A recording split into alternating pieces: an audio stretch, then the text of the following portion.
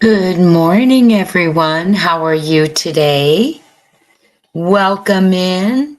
Please give me a thumbs up or a one or something if you can hear me.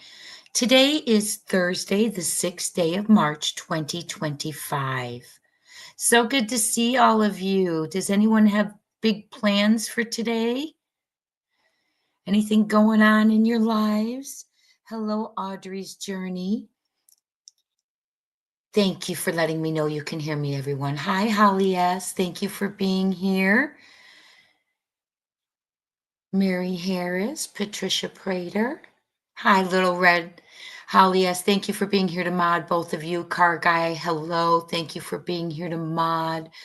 Appreciate all of you being here this morning. Hello, Christina, Mandy Moo, Dreamer. Dreamer's going to be listening in. We're glad to have you. Hi, Mary Harris. Hi, Panda Bear's mom. Always good to see you as well. Hi, Raymond Thomas. Good morning. Ocean Joy. I wrote down the name. Absolutely. I will look into that. Miss Emily Pike. So sad to hear another 14-year-old's life taken. So yes, I will look for that on Valentine's Day even. Oh my goodness. You know, that age group has such a hard time with Valentine's Day. It is actually my least favorite day of the year because their hormones, you're either they're either sad and crying, or we're trying to separate them because they're getting too close, or the anxiety for some who don't have a crush. It's just unbelievable. That's such a high emotional day for middle schoolers. And Emily's right in that age. So I certainly will look at that. Thank you for bringing that to my attention, Ocean Joy. I am in Arizona and I had not been familiar with Emily. So thank you so much. Good morning, Susie, Brown Eyed Girlies, Justice for Kylo, RKB, Marley Goff. Hi, everyone. Brenda. Hi, Caroline Miller. Good to see ya. Evangeline Merst, love your name. Janet Medina. Everyone who's here, thank you so much for being here. You can't see me, Chicken Lady. Melissa. Rusty Pipes. Last night, as you noticed, Mr. Mathis was in the chat with us and had a nice chat with him after our show. Always like to check in, and he gave a little phone call. So always like to just kind of check in, hear what's going on, how they're doing, let them know we're in Seth's corner praying for them, right? Hi, Chicken Lady, Peggy Cock, Forever Nikki's mom, Jen C. Closer to your high whispering winds. Thank you so much for being here to mod. Billy B for you. I'm here early today. Hi, Little Red Zero. Yes, leave that DNA on the thumbs up, please, as you're coming in. We definitely want to get these videos out there. I feel like less people are covering Sebastian, or is it just me? But Astrology for Mystics, good morning. Hey, that's okay. I always have autocorrect, and then I send it and read it later. Billy B, don't you worry about it. So it is so good to see all of you this morning. Hi, Kendall at the motor oil. You know, Kendall, I don't actually, I guess it is kind of important, the things I want to say. Lady for Justice, hello. But it's not like rocking news. But hi, Brown Eyed Girls, you be careful while you drive and listen. Not rocking news, but important news. And I think that we're getting so close, y'all. And I think we just need to. There's a great message that just came up. Hold on. Jen C, thank you. Parents, please allow your children to go through all emotions and work through them. I attended a class regarding this, that teenagers don't know how to work through, so they might make wrong decisions. Absolutely. Absolutely. And it's interesting because they do want to work through them and talk through them. I will have, it's interesting because I'll get to school and sometimes I'll see someone waiting around the corner for me, and Sometimes it's a child who doesn't usually hang out with the teacher and waiting and says, "Can I talk to you?" And you can sometimes see tears or anger, just, their morning hasn't started great, right? And they need to talk through things so that it doesn't escalate through their whole day, right? Jen, thank you so much for that comment. Yes, we need to listen to our children. We need to do better with these babies. So many missing, so many. Little Dane missing 5 days today, searching the Solitz River in Oregon still for him. He's 2.5 years old, disappeared out of his front yard. Okay. Oh, Marley, you're in Prescott. Okay. Okay, well, I don't know. I will look her up. I had not heard of Emily. But then again, remember, if it was Valentine's Day, that was right around when my mom got real sick and then passed away a couple days later. So that could be why I wasn't familiar. Middle school, Mrs. Mini Panthers, Roller Girl, hello, Janet Smith. Okay, so I want to talk to you a little bit. So we are getting close. And when I say that, I don't mean to tell you there's a time frame. I don't mean to tell you I know exactly what close is going to reveal to you. Charges, I would assume, yes. Arrests, I hope, yes. Rescue or recovery, that would be amazing, yes.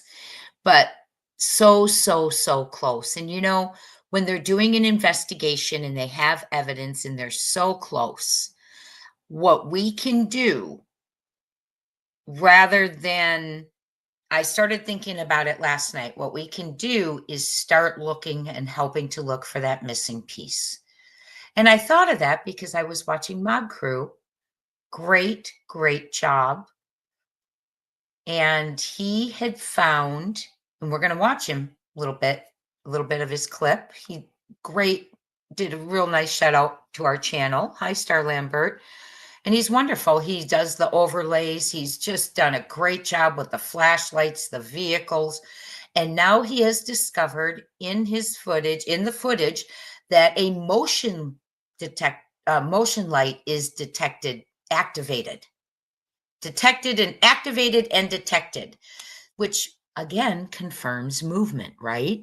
Now he believes that that's the car that's moving, but I think it's great because it's another piece that proves something was going on out there.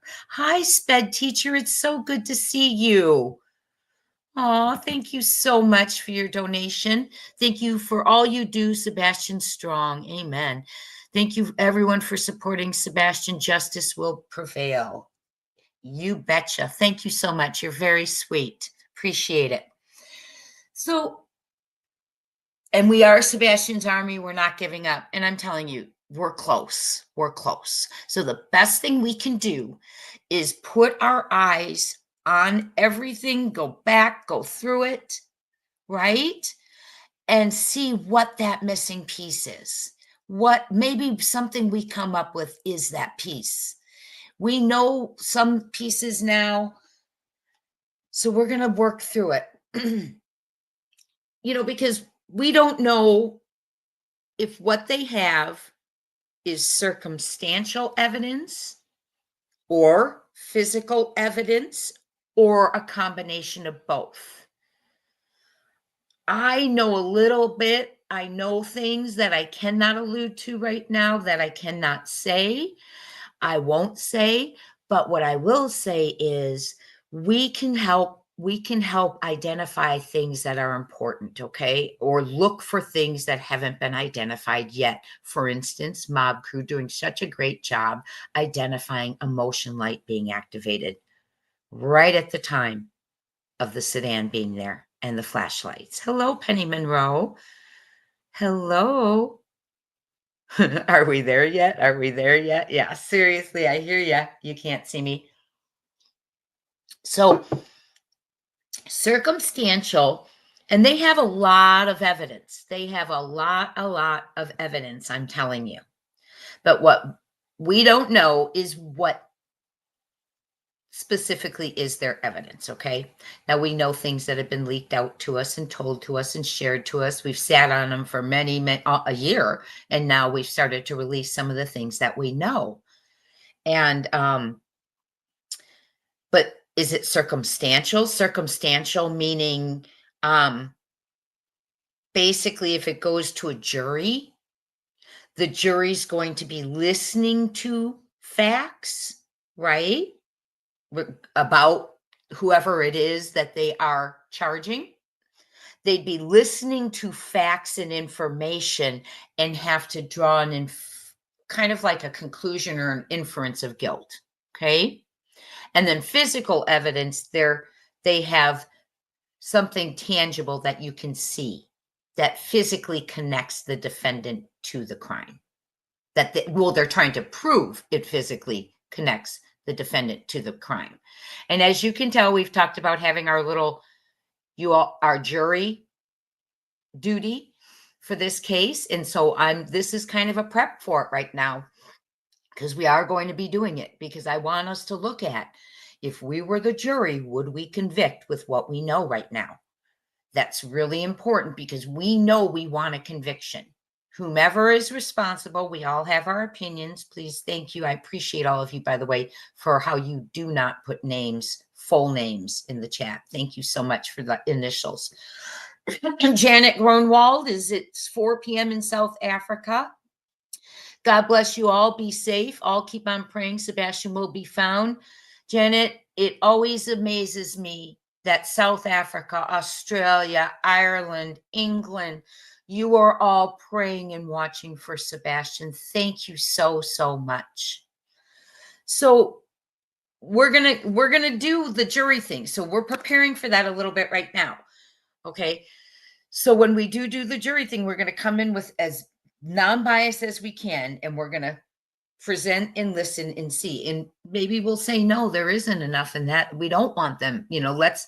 I know we're on the edge of our seats. Why aren't they being arrested? Why isn't someone being arrested? And maybe doing this, we'll see why, or we'll see, hey, get on it, right? We'd find them guilty. But who are we, right? We're just theorizing, speculating, sharing our opinions for entertainment purposes only. We are using factual information, and we give our thoughts, opinions, theories on it as well. This is about Sebastian Rogers. Everything is alleged. No one is being accused. It is all of our opinion. Thank you so much. Hey, Keika, Australia's in the house. I think cuffs are coming, my friends. Someone says you wish cuffs were coming, and I would like to say you wish not. They're coming, my friends. I can't give you a time frame. I can't tell you who, but I can tell you they're close. Okay, so we're going to put our sleuth hats on. We're going to listen to some things, and we are going to see if we can pull some things out. Pulling up from some information that we have. And we're going to go over the Mob Crew's little clip. I'm not going to show his whole video, but I want to show the motion lights that he has detected. One thing I want to talk about before we get into all of that is the Amber Alert. The Amber Alert criteria in Tennessee. First of all, an Amber Alert indicates a crime. Okay. And I want to talk about that again. I don't know why it keeps being debated whether this is a criminal investigation. I think when we have an Amber Alert that alerts the nation there's a abduction, that a child's in danger, there's an abduction, that's a crime, right? The only thing that wouldn't be a crime is truly indeed if Sebastian ran away. Okay. And no one bothered him afterwards and he's hiding. Okay. That would not be a crime. Okay. But the rest would be, because even, anything else. And I can't see him having ran away, in my opinion. I don't see it. I don't see it. And There's no scent. We were told by KP the windows were secure. We were told no sign of breaking and entering, not on footage, no eyewitnesses. So, in my opinion, I'm a Mimi girl. I'm just beginning, my friend. We were just saying hellos and stuff. So, hi, Crochet. Crochet, what do you mean by that statement? On footage with your own eyes? Oh, I'm sorry. Crochet had said something. In her opinion, they saw him being put in a trunk. Oh, Melbourne, Australia. Hello, hello, Susie. Okay, so Amber Alert criteria. We know it's a crime. Runaways, the circumstance, this isn't a crime. And we accept anyone's opinion in this chat. The 3 a.m. video, yes. We saw the trunk open. I showed it to you all where I could see that the trunk was open. There was a space there waiting with an open trunk. Yes. I should pull that out again and show it to all of you, right? CPS, one too many. Absolutely. Why would we get to 5? Absolutely criminal, in my opinion, and could have been avoided. Negligent.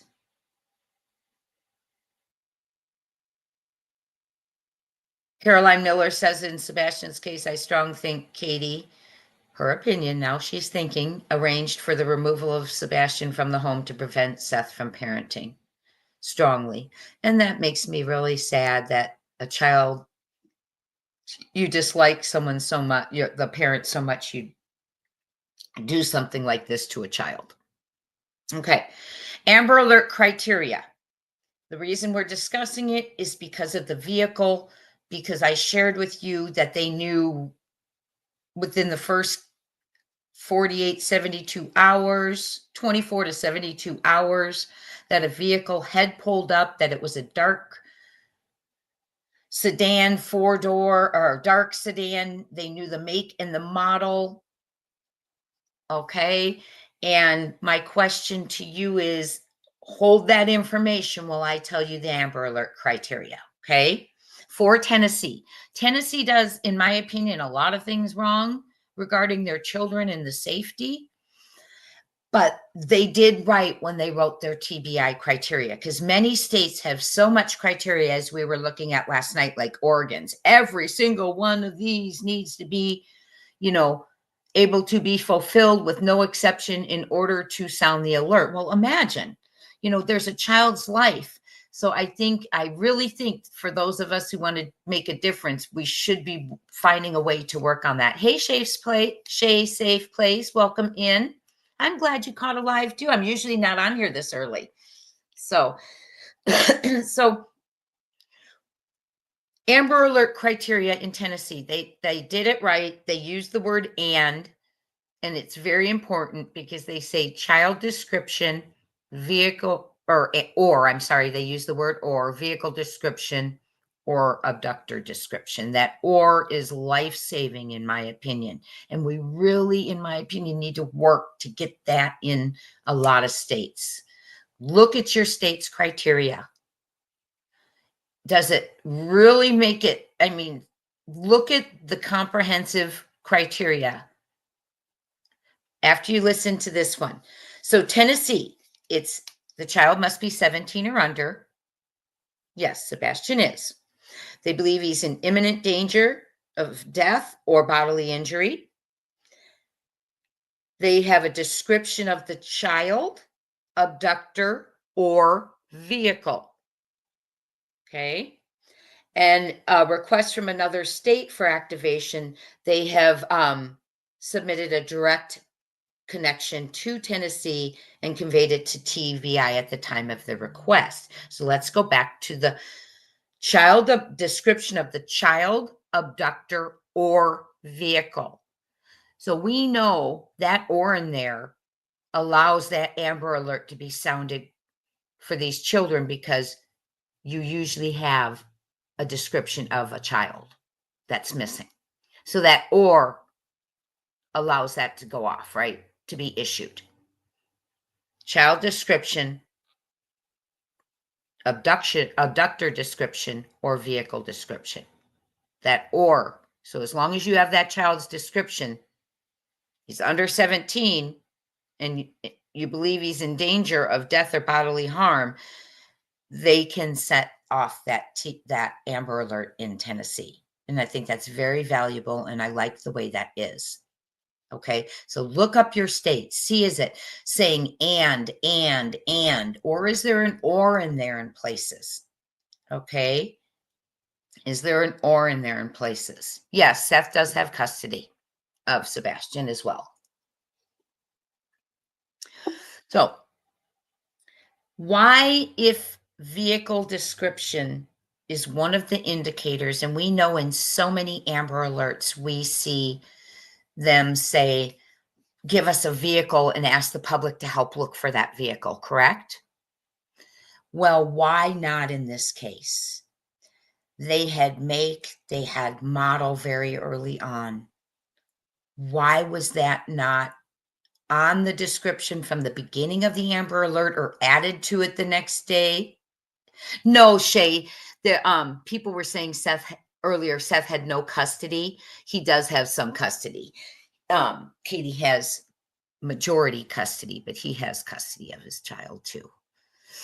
Okay, and visitation rights. Okay, so one thing I will tell you, and the way I can say it to you is this: they didn't identify, they didn't capture the license. Okay, whether it wasn't visible, whether it didn't exist, I don't know. I'm just going to say they didn't get the license plate, but they had the make and the model pretty wrapped down to the color, everything. Okay.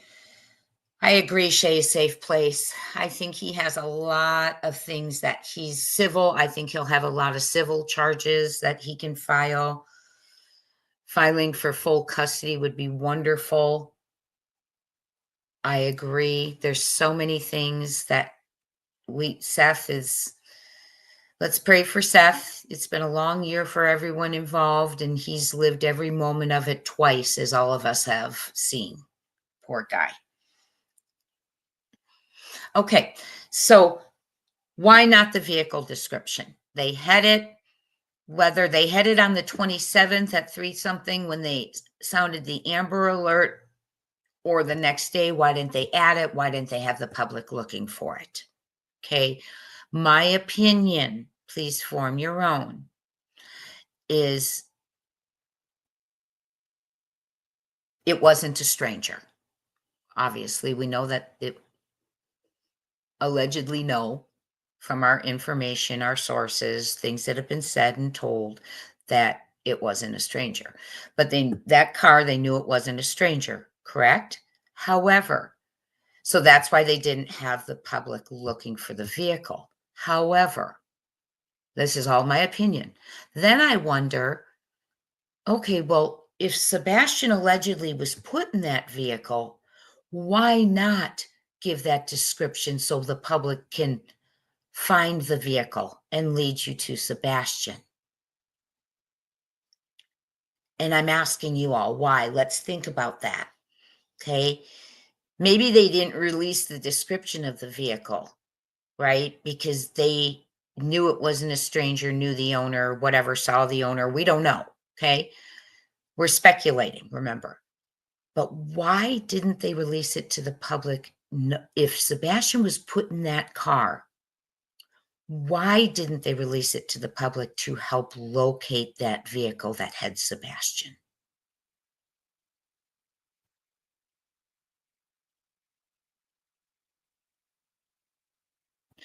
Carrie, I hope so too. So that's my question. Yes, they knew it wasn't a stranger, allegedly, in my opinion. They may have known who it was who owned the car, so that's why they didn't share it with us in one sense that I can think about. But why not share it so they could quickly get to Sebastian? There has to be a reason, right? We don't know it. We're speculating. Let's see what you all say. Okay. Brandon E., I cannot say who was driving it. I don't know. I can say, well, no, I can't say who's driving it. It's all speculation, right? I see your opinion, CP. Okay. Okay. So let's see. Caroline Miller saying an arranged abduction is just as risky as a stranger abduction. If people feel cornered, they might harm. That's terrifying, isn't it? So maybe you're saying, Caroline, maybe that's why they didn't put that car up there for everyone to start looking for and chasing and locating, because we know that's what would happen, because they might feel cornered and harm Sebastian, allegedly, if that's who had it. Wow. Lot to think about. So we wonder why why, right? Well, I want to share with you, we are going to be looking at the first interview and the last interview for our clues, but I want to share with you an article while we're talking about all of this, charges coming soon, we hope, arrests coming soon, we hope. Will it be circumstantial? Will there be physical evidence? Are they waiting for physical evidence such as locating Sebastian? In my opinion, in my opinion, they would move forward if they had enough circumstantially to prove guilt. That's my opinion. Okay. I don't think they would wait for rescue recovery. That's my opinion. Okay. I think we're getting close though, friends. So let me share a post with you, an article that I want to read to you on different scenarios. 1 second. Thank you all for being here this morning. It's really good to start my morning with all of you. You're making my day. Okay, here, I don't know if this is the one. Now I had gotten so much. Hold on, let me see which one I was trying to do.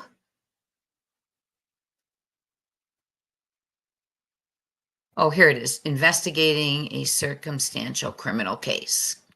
Okay. And I don't know if you're interested in this, but I think that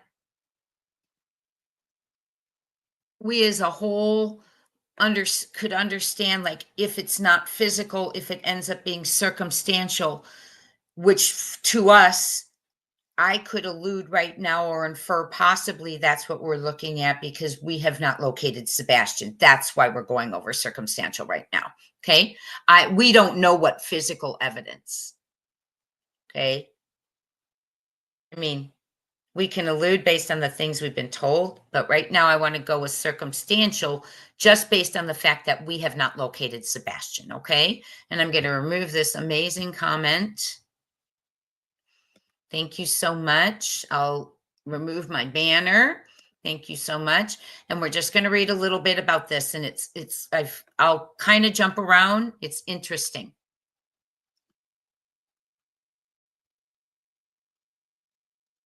Okay.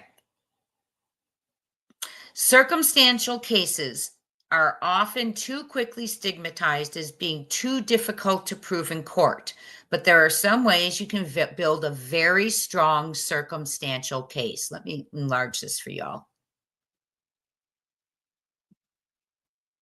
Is that better? Okay. Awesome. So it's like investigating a crime has often been compared to assembling a jigsaw puzzle. Investigators are supposed to gather and assemble all the pieces. And that's why I say we're close. there's a couple pieces missing. We know the location of Sebastian is one of them, but what else is there that can help? And that's what we need to start looking at. Okay. And in the end, they get a clear picture describing what happened and identifying the persons responsible. Despite their best efforts, sometimes detectives and investigators find themselves without all of the puzzle pieces. They may be lacking the evidence piece, the victim piece, the confession piece, or some other piece in order to finish their work. Despite the missing pieces, the investigator may still feel certain that he or she, oops, sorry, y'all, knows who is responsible. The question is how to prove it. So they're in the proving stage, in my opinion. They know who did it. They've known, we're going to get into the command post chatter in a minute. They know who's did it. They know what happened. They're trying to prove it, in my opinion. And we'll get to the command post chatter that leads us to believe that, right? So it's hard work. They have the thrill of the chase, and they have to lead their circumstantial case in the right direction for successful prosecution. Lies and alibis. So a lot of interview and interrogation training teaches us to shut down the denials and redirect suspects from deception to truth. In a circumstantial case where you have nothing else, lies and alibis become very important. Allow your suspect to lie. Allow them to provide an alibi. So now think about all the interviews that are out there with the discrepancies, the inconsistencies. They watch them, they cherish them. Okay? Allow them to provide an alibi. This is the key. Immediately begin working on breaking down the lie and refuting the alibi. So now we know, and we wonder, what alibis have been refuted? Well, we know Seth's has been confirmed and verified, but we don't know about CP or KP's alibis. We do not know. That has not been shared with us. I know audio of some guy who every other word was the F word, claims to be CP's alibi because he saw him at the RV park, but I think I need a little bit more than that. Seth provided documentation, verification from his government employment. A guy with cussing and just the way he spoke alone, I would need more than that. That's just my opinion. KP, her alibi is home alone with Sebastian, who is not around, missing. I think that phone call, they're attempting to have that 2.5 hour, 2-hour phone call to be an alibi, possibly for both of them, allegedly. But then again, we get the rule of normal. All law enforcement has to do, because that rule of normal behavior, it is admissible in court. You know, what's normal behavior other than at the time of the crime, right? Did they have 3-hour phone calls prior to the night Sebastian disappeared? Have they had 3-hour phone calls since Sebastian disappeared? How about Sunday Fun Day? How many times a month did Sebastian and KP gather with family members and do these fun things? Going to the bowling alley to play games, and going to BJ's and getting colossal popcorn, which doesn't exist. It's a colossal pretzel. It's a large popcorn. Doing things like that. Favorite restaurant, Texas Roadhouse. Is that normal? Is that normal? How many weekends does that happen? Is it unusual? Those things are important. They'll be looking at that. That's admissible in court, their normal behavior. And then again, I'll go back to Operation Blackout. Why was the house blacked out that whole night? When I have sources who have passed by numerous times, captured images for me, told me, let me know that lights were on, porch lights were on. Well, why after and not the night of? Right? Why do we park in the garage all the time and put that garage door down that night? Go right in, put it down, say we always park in the garage, right? But since the disappearance of Sebastian, often parking in the driveway. Little things like that, right? Why did we say the Brinks van didn't move? CP says that. No one asked him if it moved. So little pieces. And they've got a lot of evidence is what I'm being told, okay? So let me check on y'all. Well, I'm going to read a little bit more, okay? So a lot of the interview and interrogation training, they shut down denials. They redirect their suspects from deception to truth. In a circumstantial case, however, when you have nothing else, that's when the lies and the alibis become so important. And you let them lie, okay? You let them. This is so interesting because who does this remind you of? Allow the suspect to believe that he or she has mastered the crime. That to me is pivotal. Allow the suspect to believe he or she has mastered the crime. Okay? So I think that's going on. I think that's going on. We saw so much confidence in my opinion, cockiness, right? I'm so behind in comments, y'all. I'm so sorry. So when we say, what are they doing? Well, first of all, they don't have to tell us anything of what they're doing. Yes, the new interviews, we're going to watch one of them today. But let them believe they've mastered the crime. Remember the statement. If you have any questions, you can, for me or my husband, you can direct them to law enforcement. That was such a level of confidence around the 6-month mark. And things began to swing. And a lot of you asked me, are they talking to law enforcement? I don't believe so. Because I think SF made it very clear with that video that he posted, that false video of the image walking, which is not Sebastian, which is the dog walking in the neighborhood. I do have his path. He does it nightly. Okay. He's saying, we want to know, law enforcement, have you confirmed the identity of this person? The Proudfoots and I want to know. They're not talking to law enforcement from that statement. They are not communicating, in my opinion. That statement tells all. But anyway, so I believe they did. They allowed them to believe they've mastered their crime. Watch their behaviors, make note of them. Watch those interviews. Allow them to lie again and again. All those YouTube videos. If it's the suspects we're thinking it is, in my opinion, you know who I believe it is. Okay?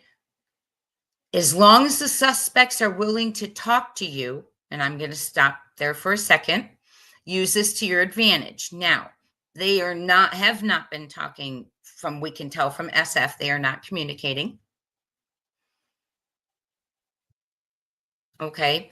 And, I don't know what to say. We know KP exercised her Fifth Amendment right. And in order to exercise your Fifth Amendment right, you're not just walking down the street and decide, oh, today I'm going to exercise that. It is you exercise it when you are being questioned or interrogated, or you have received a subpoena to testify, provide information. So one of the two happened. I know which of the two happened. And so she exercised her fifth. Now, the reason people do exercise their fifth in those circumstances is the whole purpose for doing that is because you do not want to incriminate yourself. Now, I ask myself, as a mother with a child missing, if you have nothing to do with that, allegedly, why in the world would anything you have to say incriminate you? It's a huge red flag, in my opinion, although she has the civil right to do so. Okay, so let's keep reading.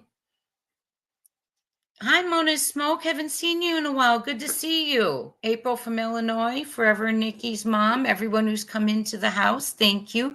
We are going over some information on circumstantial cases, and some of this really fits, right? Let them believe they've mastered the crime. Let them lie. Let them keep talking. But what do you do when they stop talking to you, to the police? That's what I'm interested in, right? How do they handle that? Okay. So let them keep talking.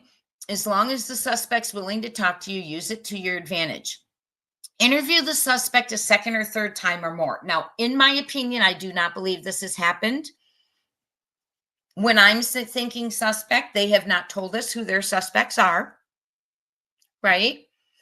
I'm focusing on KP because she was the mother in charge and supervising him, was the last person to see him and woke up to locked doors.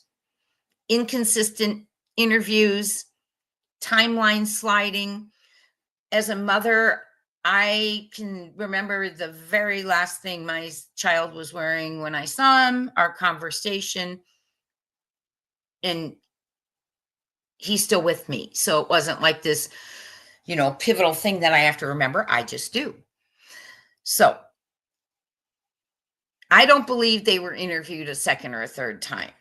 Now, we heard someone, I believe it was Coffindaffer, say, she's a wonderful also, their polys should be done within the first hour. I don't believe that was completed. And I believe it was Coffindaffer who said that. Cover some of the same ground you did in the first interview or two. So that's why it's important we watch their interviews over and over again. Repeated, go back, because we're going to get those pieces we didn't miss. See if new lies are born. Remember the addition. We had the noise introduced. The noise of something playing in the room, then a loud noise, then it became a thud. Okay, see if new lies are born or the ones that are already told change or deteriorate. This is circumstantial. Suspects have a tendency to want to add more over time in their effort to tighten up their deception. Do you think that's been happening in this case? We're learning right now about circumstantial criminal cases and evidence. This is circumstantial evidence, I guess, that they're telling us. Okay. So I believe they've allowed them to think they've mastered the crime. I think we are going to have a solution. Yes. Okay. And they want to add things. And we've wondered, why are things changing, escalating? Because they're tightening up their deception. Okay. If the time seems right, discuss the inconsistencies. Now, I don't know. I believe maybe they tried, allegedly, in my opinion, and maybe that's why, no, they're not communicating anymore. Monitor and note their reactions and comments. The more a suspect tells you truth or not, the more you have to work with. So think of all the interviews. In a circumstantial case, the thing to remember is that there is no need for a suspect to lie, presuming innocence when the truth would do. In a circumstantial case, the thing to remember is that there is no need for a suspect to lie when the truth would do. So why are there lies? Okay. So circumstance, we know we hope for an open and shut case. We just have to readjust our expectations, understand it's going to take more time. We're in for the long haul. It could take weeks, months longer, and we've seen that, and we're collecting the information. Look at the information we've had come out, and we've released little bits and pieces. I've given you some, Mob Crew's given you some, Mr. and Mrs. E have given you some. These pieces are coming out. We're getting them. And then another thing they do, let me come over and just say hi real quick because I'm so behind. Oh, is Jen in here? Oh, Gen C. Okay, I thought we were talking about our other friend Jen who lost her daughter recently. Gen C, I was interrogated and submitted to a blood test the same night my son passed. It was horrific, but I understood Ellie was doing their job. He had a blood clot that traveled to, I'm assuming, his heart. I'm so sorry for your loss, Gen C. Truly. But that's, you have to submit those things, right, as a parent. Okay. Thank you all for being here. Hi to Cray.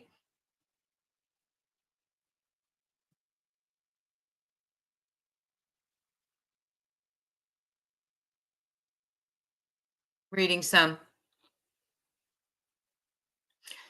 Someone says at Crime Time Buzz, the drive around with Ellie and CP was for a reason, in my opinion. Oh, interesting. Was that was that day one? Does anyone, it was, wasn't it? Day one where CP was in the vehicle with law enforcement driving around. Very interesting. Interesting comment. Thank you for saying that. I know, Sassy T. I'm here early. I'm here early today. I am here early today. Welcome in, everyone. Okay, so let's keep going.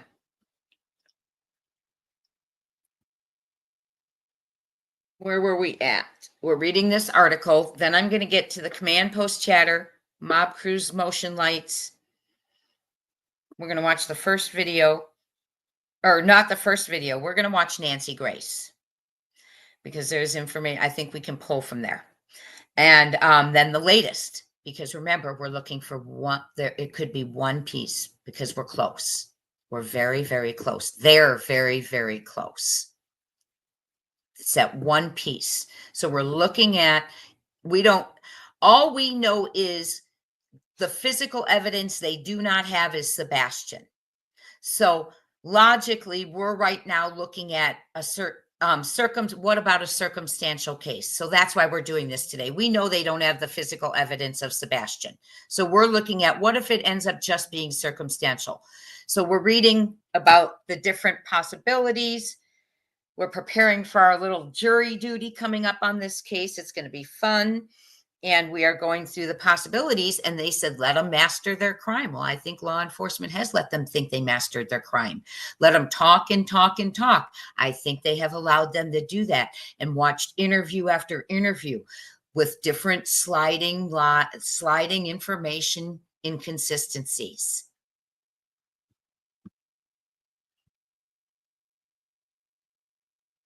Okay, circumstantial cases require more work. Okay. Oh, wait. I'm sorry. They also work to disprove all other possibilities. So when they don't have physical evidence and they have circumstantial, they're disproving the other possibilities, which help show their circumstantial case as more valid and true. So in some of these cases, they shift their emphasis from what the suspect did to what they didn't do. So they're disproving what they didn't do. Okay. Circumstantial cases require more work. Disproving possibilities takes more time and effort. So that's why we might be looking, we're in it over a year. We wondered, had they dropped the ball? Had they been dragging their feet and then got busy once FBI and them came in. And I talked to Tony about that last night when he called me, and Tony said, "No, Jay, I don't believe that. That I believe they've been working all along." So, you form your opinions, but this here tells us the lengthy time circumstantial evidence cases take, and we don't know that they don't have physical evidence, but we know they don't have Sebastian, so that's why we're learning about this. So they disprove all the other possibilities, okay? So circumstantial cases can be stronger than standard cases because they're not subject to a person's ability to perceive. And what I mean is, in a case with direct evidence, such as an R, for example, the evidence such as the victim's ID is subject to the victim's perceptions. Interesting. So judges and jurors not only have their own perceptions to contend with, but they must weigh in their decision-making the perceptions of the crime. Now, remember what I said about circumstantial is the jury creates a verdict based on related facts that were presented to them. And basically, they're drawing conclusions and inferences based on those related facts, okay? So circumstantial cases, they allow the jurors to put on their thinking caps, right? They're going to use their common sense. They're going to start watching how that puzzle was put together. They're making informed inferences. They're eliminating other possibilities. Like, for instance, it can't be a stranger. For instance, in this case, they're eliminating that based on things being told to them, probably allegedly. Okay. They're eliminating things like Sebastian walked out of the home. We're just saying allegedly, because I'm giving examples, because there's no scent, there's no breaking it, or there's no scent, there's no footage. Okay. The doors were locked. There's no sign of him illuminating the keypad code by putting in the code to relock the door. So they can eliminate some of those things, right? So they eliminate all other possibilities and scenarios, leaving them with two options to believe. Everyone but the defendant is lying, or the defendant did it. Okay? So they talk to everyone. They break down the lies, they disprove of their possibilities, and things become important. Witnesses are critical in circumstantial cases.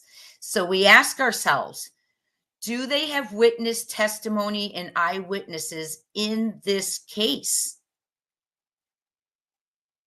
Sometimes it's nearly 50% of a circumstantial case, or of a case's weight. And eyewitnesses are always a great source of information, but in a circumstantial case, you may not have them. So we may not have eyewitnesses, and that's usually 50% of a case's weight. The witnesses in circumstantial cases may not be people who observed a crime, but people who can tell you things about the victim. Maybe teachers, family members, the suspect, and their normal or abnormal patterns of behavior. There we go with the rule of normal, which is admissible in court. Okay. The witnesses, and we don't know who or if they have witnesses. Okay.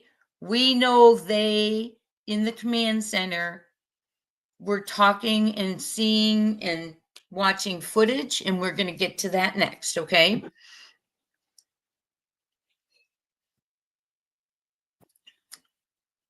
Okay. So witnesses help us to establish, and I'm almost done with this. Witnesses help us to establish a suspect or a victim's normal routines, habits, and their behaviors, usual and unusual, their relationships, relationship dynamics, and most importantly, with respect to the suspect, behaviors consistent with having committed a crime. For instance, has the suspect altered their physical appearance? Well, we do know two people and no one's been called suspects, but 2 people have gained a tremendous amount of weight. But is that intentional? Growing out hair, changing it, possibly the hairstyles, things like that? Or is that just guilt and sin eating away at you, or you're eating away at it? Has the suspect indirectly disposed of any carpeting, furniture, or purchased an excess of cleaning supplies? We have heard the house was cleaned. We have heard a mattress was given to them. Verified? I have not. Is the suspect spending money extravagantly when they didn't have to spend it before the crime occurred? Interestingly enough, now Doggin at Night said there was a large transaction that occurred. Okay, and that was back in the time when I got that record request leaked to me that they had been spotted in Oregon. Okay, and then we found out that there had been a large transaction. Could that be? We don't know. Is the suspect avoiding a particular place or area they used to frequent? Yes. How about the house? Think about that. They've left the house. Is the suspect, and we don't have suspects here, it's our opinion, now avoiding a particular place or area, the home? So although a witness in a circumstantial case may not be able to answer for the classic question, who did it, they can provide a wealth of information that would lead a reasonable person to conclude that no one but the suspect had the means, motive, and opportunity to commit the crime. Bingo. So, hello, everyone. A lot of good information there. So it tells us some strategies maybe law enforcement's been using, right? Oh, you all are amazing. Hello, after the storm. Good morning. I am here, just tough morning. Oh, love. Please tell your loved ones every day, you know when it could be the last. You never know when it could be the last time, Jen in Georgia. Our dear, sweet, loving Maud friend who has recently lost her sweet daughter. Rest in peace, Miss Beautiful Kelsey. Thank you, Jen. Good to have you here. I'm sorry you're having a rough morning, love. I will send you a text. Sweet Dreams, thank you so very much. And Jen, thank you for the donation. Sweet Dreams, thank you so much. You're all so kind, as well as Sped Teacher. You're all just an amazing army for Sebastian. And I think that article is really, really, really telling on what might have been going on, the things they may be putting together, the things they might be working on, watching, looking at, and the evidence we may have. I agree, Shay, safe place. Shay says, from the beginning, CP has tried to distance himself. Well, you know, the interesting thing is he tried to distance himself as far as physically the whole month of February and before, right, Shay? But verbally, he couldn't control himself, in my opinion. He just fallen over himself to speak. And that's my opinion, feeding into his narcissism, allegedly, that I believe he has. Okay. So we command post talk. I'm going to share with you a little bit about what I've heard, been sitting on. We've released it. I've released it. I waited for. He didn't keep his mullet for long after the world was mocking it. That's funny, Kika. I waited until Mr. and Mrs. E, our local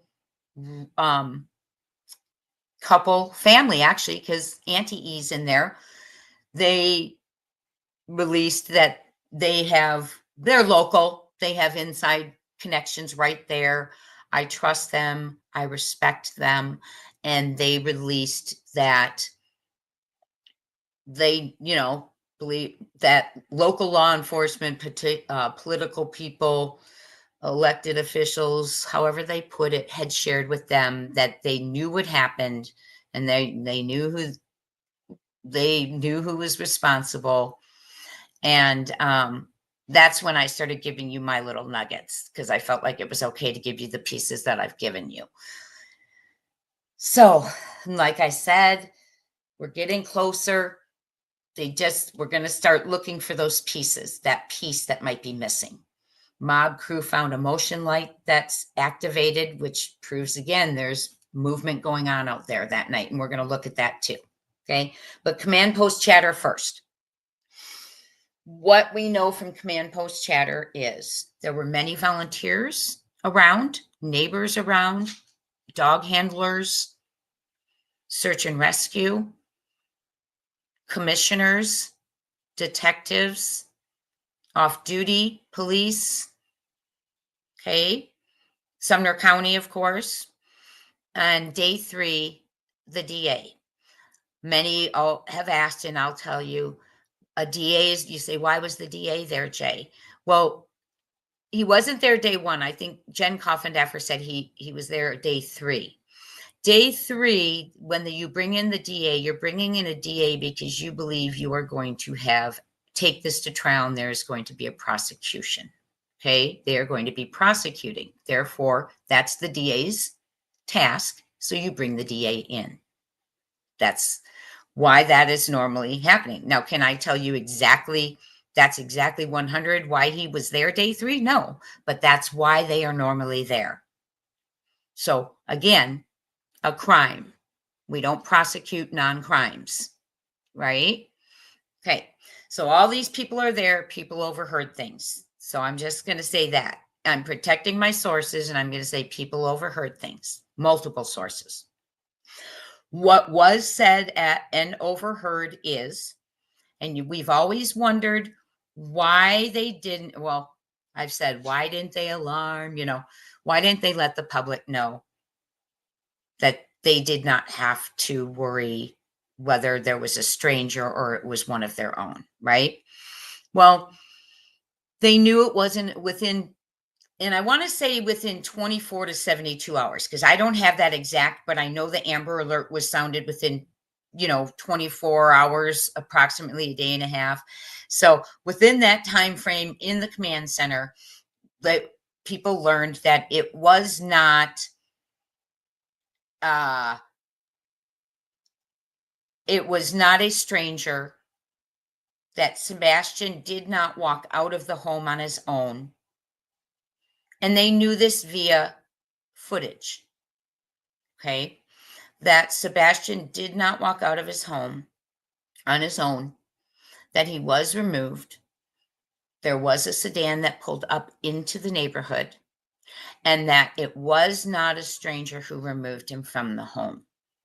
That is why they did not alert their public, my friends, in my opinion, their community. Okay. Now, should they have probably gone on and said, there's nothing to worry about. It is not a stranger. Yeah, I think so. But in this case, if they said that, that might alert suspects that they haven't mastered the crime. Remember, go back to this article.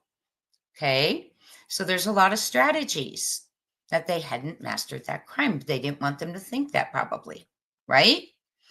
So I think that had a lot to do with it. But they knew it wasn't a stranger. If they went to their public and said, you do not have a stranger who abducted Sebastian, people would know. We have an Amber Alert for an abduction. It's not a stranger. Oh, gosh. Okay. And the people who did it, imagine, and then the people who did it would know what they're thinking, and they would not think they mastered the crime. Crochet, thank you so much. I appreciate your work so much. Thank you. Thank you so much. I really appreciate that. And I appreciate you and all of you. Thank you so much for your donation. Much appreciated, dear. So they knew it wasn't a stranger. Now, description's not in the Amber Alert. Let's talk about that. If they knew it wasn't a stranger, they most likely knew who it was. They most likely, in that footage, because the Secret Service, FBI have ways to enhance things. If we think you all are talented in overlays, enhancements, sending me pictures, showing, images, you're amazing. Imagine what the Secret Service and FBI can do. Right? So just imagine what they can do. So they're seeing this. They know it's not a stranger. Okay? That's what I'm telling you in my opinion. That's what I've been told. Okay? So how much could they see? Enough that they knew it wasn't a stranger? But why wasn't the description put in the Amber Alert? Well, let's talk about that. Because first of all, they knew, in my opinion, where their suspects were. Right? They weren't looking for him. They had eyes on him. Number two, the suspects, in my opinion, who removed him from the home and are responsible, weren't with the child when he was driven away. Okay? Thus, there was no reason to put that description of them and alert them. But I still want to know why they didn't do the car. Because they had the make, the model. Yes, they didn't capture the license plate, whether they couldn't see it or it didn't exist. We're not going to go into that detail, but they didn't capture it. But they had make, model. And the thing of it is even if they knew who it belonged to, if Sebastian was in that car, I wish they had had the public looking right away and could have maybe a year ago located Sebastian. But after looking at this document we read, it supports what's been going on this past year, law enforcement wise. It explains things, right? It explains things. And I hope that it explains this and it wasn't something else. But we're going to right now just go with this, okay? So they knew. They knew early on. And I told you that they talked about an agent was talking about, overheard and discussed that they knew that, and I always have a hard time putting this in the right words. They knew that they weren't gonna be easily bringing him home. Let me put it that way. Okay, so there's a lot there, and it's good to share with you what I can. It's not everything, it's what I can. And I appreciate all of you being patient, because we do need to be patient. I'm praying that we have an arrest soon. I truly believe, y'all, that we could at any time. They need that one piece, right? So let's look at Mob Crew. He did a great job. I am behind in comments. We do not need angry people. Who's angry? Who's angry? Right. I don't know who's angry. Yes, that's another thing. Why did they let CP go get his camper? I cannot answer that, Ginger Girls. But what I can answer, and you know that because we've heard another channel, Justin, tell us this, is he was not alone when he did so, right? Okay. And that's all I'm able to say about that piece. But he was not alone. I do not know why they allowed it. Okay. It makes no sense. I hope. I don't know. But remember, hopefully, that part baffles me. Okay. It just does. It just does. That baffles me. That equates to, oh, thank you, Mona Smoke. I appreciate you. Mods, you're the best. Thank you, Mods, for all your work. And that equates to me in Summer Wells' case, letting Grandis pull away in her motor home a couple of days after Summer disappeared and drive away to another state, right? It just doesn't make sense why that's allowed.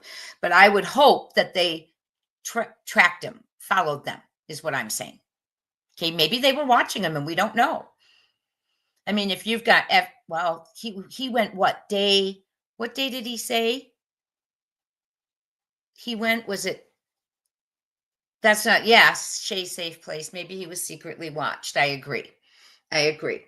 So let's go ahead and watch Mob Crew, just a short little clip of his video. You all can go over and watch his video, but I want to show you that he also found detection lights or motion lights being activated.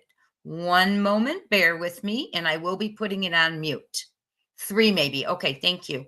Hope floats.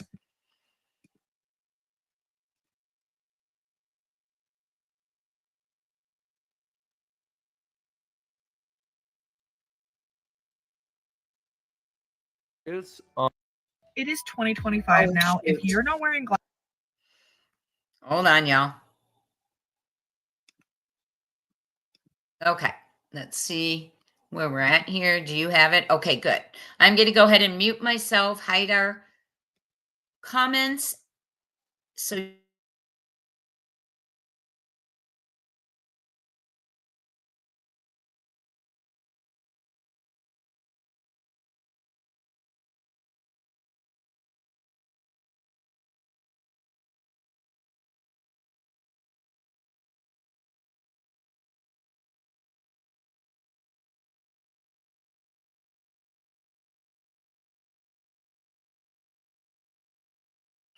okay, so here we go. This is full credit to Mob Crew. He has found another important fact in the lights.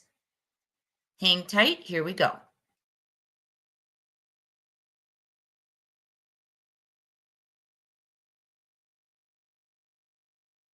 Right here, this truck and this. Notice there is a light source, right? Seems to be one static light source that they have on, like a floodlight, right? But they just, I believe, keep on all night. That way, you know, because if it's completely dark and you have surveillance footage and someone, you know, breaks into your vehicle and you have no lights, well, you know, that's not going to help. So I think they have one static light on, from what I understand, the entire night, but they also have a motion censored light. So watch this truck and even part of the Dodge Challenger or Charger goes really quick.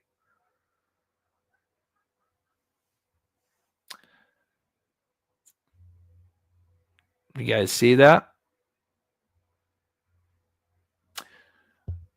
Let me know if you guys saw that. I'll back it up one more time, and we'll definitely elaborate. There's a lot more to it, but notice it's dark, and then notice, boom, all of a sudden there is a second light source that gets activated.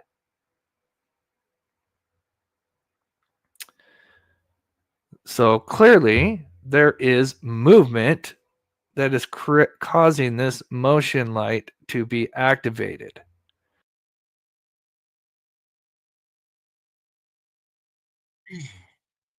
Credit to the Mob Crew. Did you all see that?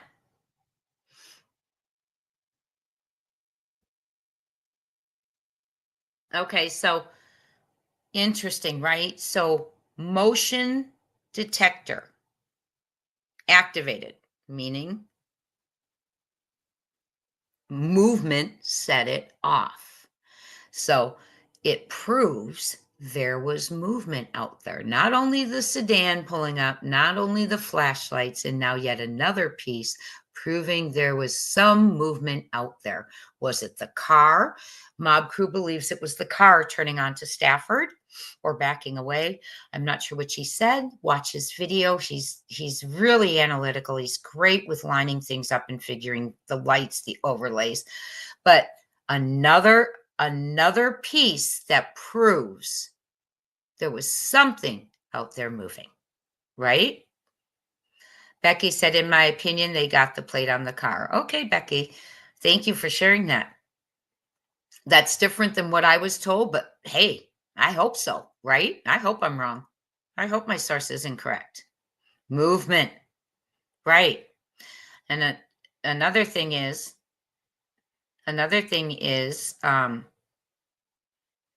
we know that P-Foots told Nancy Grace, or CP did, that their light was not motion, and it is. So that's interesting too. And that's where we're heading. We are going to head to justice is coming. We are very close. And I want you to put on your thinking caps. Hi, Mini Panthers. Yeah. So people are saying that she no longer works for Brinks. I haven't heard that, but you all are telling me that. But yes, the Brinks van is backed into the driveway, the last I heard. So I cannot verify that she does not work there. Oh, Mini Panthers, I didn't see the rest of your question. Did they purchase the van due to evidence that could be inside allegedly? I don't know. Are you allowed to purchase the work vans when you... I'm not sure. That's a great question. Maybe that's an inquiry we can make about purchasing Brinks vans, right? Okay.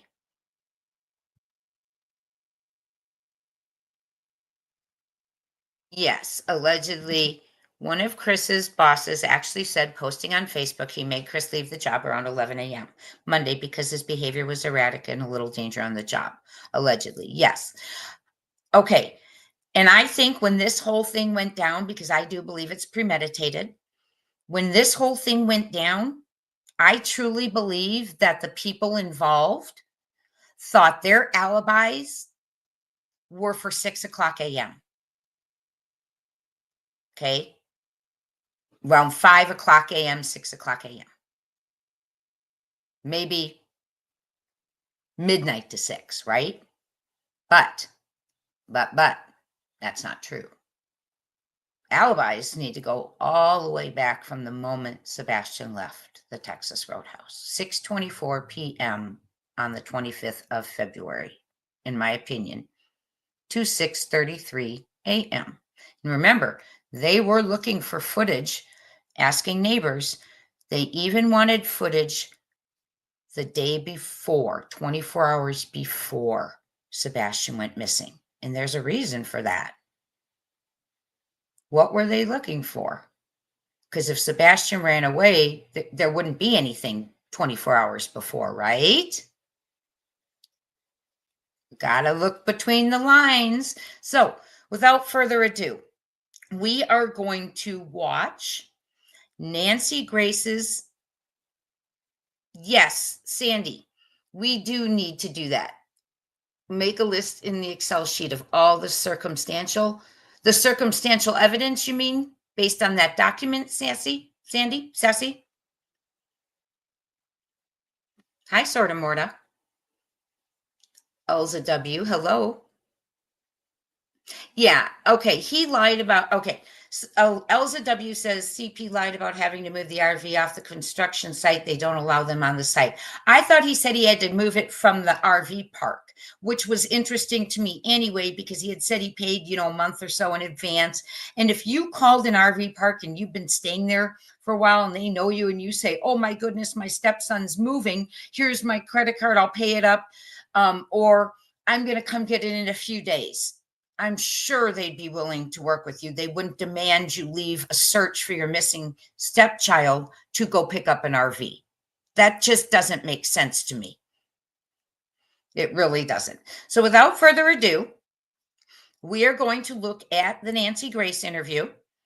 We are going to think of it now with what we know, write things down, put them in the chat. So we're looking for that piece, that light bulb to go off. Okay. Mob crew found another piece, in my opinion, that proves there was something going on outside. Yes, it could have been an animal, but with everything else going on right at that time, flashlights, a sedan, I think it supports that there were things going on. So hang tight. This is going to be credit to Nancy Grace. It's a good interview. Hello, Valerie. It's a good interview. Yes, it's backed into the driveway, which is interesting too. Yes, CP's truck was also in the driveway. Yes. Oh, Karen Howard, welcome in. Karen just found our channel. Welcome in. Thank you so much. She said, just found your channel and I'm liking it, the truth. Well, thank you. Hello, Grave Crime with Grace. Everyone here. Yeah, why would it doesn't make sense that he would want to leave that quickly, Shay's safe place. I agree. You'd want to stay in support, right? You'd want to stay in support. Okay, good. We jumped.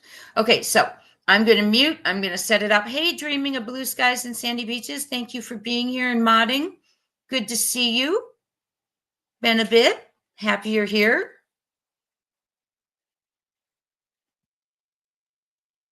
KP's car was in the driveway on Justin's video after the vigil, which again, normal, the law of normal. I always park in the garage. That when coming home from Texas Roadhouse, pulled in, shut the garage, and now we often see the car in the driveway when they're home. Hi, YouTuber. Very interesting. Hey, Paper 4, Man 1, Judy, Carrie Star. I don't know if I said hi to you, Carrie. You've been in here all morning. Paper 4, Man 1. Hello, Ann Reynolds. Okay, we are going to watch the Nancy Grace interview. See what you pick up.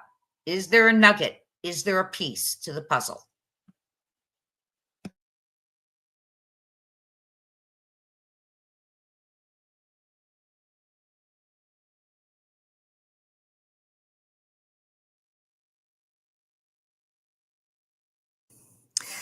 We are trying to determine what happened when this young boy, an autistic young boy, seemingly walks out of his own home in the middle of the night, we think, barefoot. How did that happen? I'm Nancy Grace. This is Crime Stories. Thank you for being with us here at Crime Stories and on SiriusXM 111. We've read a lot online. We've seen a lot of theories, a lot of speculation. But let's start with what we know to be true. Joining me right now, an all-star panel. But first, I'm going to go to two special guests joining us, Katie and Chris Proudfoot. This is Sebastian's biological mother and his stepfather, who were in their home with Sebastian when he goes missing. To both of the Proudfoots, thank you for being with us. I want to go straight back to when Sebastian goes missing.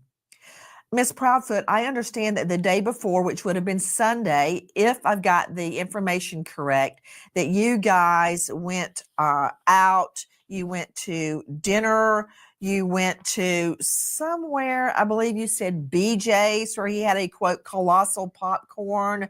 Then you came home that night, and around 9 p.m., you tell Sebastian to go to bed. He says, okay, and goes to his room. Is that correct? Yes, ma'am. That night, I understand from previous statements you've made that you went to bed around midnight. Is that correct? It is. And to you, Mr. Proudfoot, Chris Proudfoot, did you also go to bed at midnight or before or after? No, ma'am. We went to bed around the same time because we were on the phone together. And He was not home. please excuse any of my questions. I'm simply trying to find out more about that night. Do you two sleep in the same bedroom? He wasn't actually in the home at all that weekend. You were not home. No, Okay. ma'am. So where were you, Mr. Proudfoot? I was in Memphis, Tennessee. How far away is that? 3 hours and 37 minutes from doorstep to doorstep. And what were you doing in Memphis? Working. Where do you work? I'm currently working, or was working, at the St. Jude Children's Hospital construction project. Yes, I'm very familiar with St. Jude's. You said you were working there. Are you no longer working there? Right now, that's up in the air. Well, you've been gone ever since Sebastian went missing. So I understand. When you are home, do you two sleep in the same bedroom? Yes, ma'am. Yes, ma'am. Is this a 3-bedroom home? Yes, ma'am. Where is your room?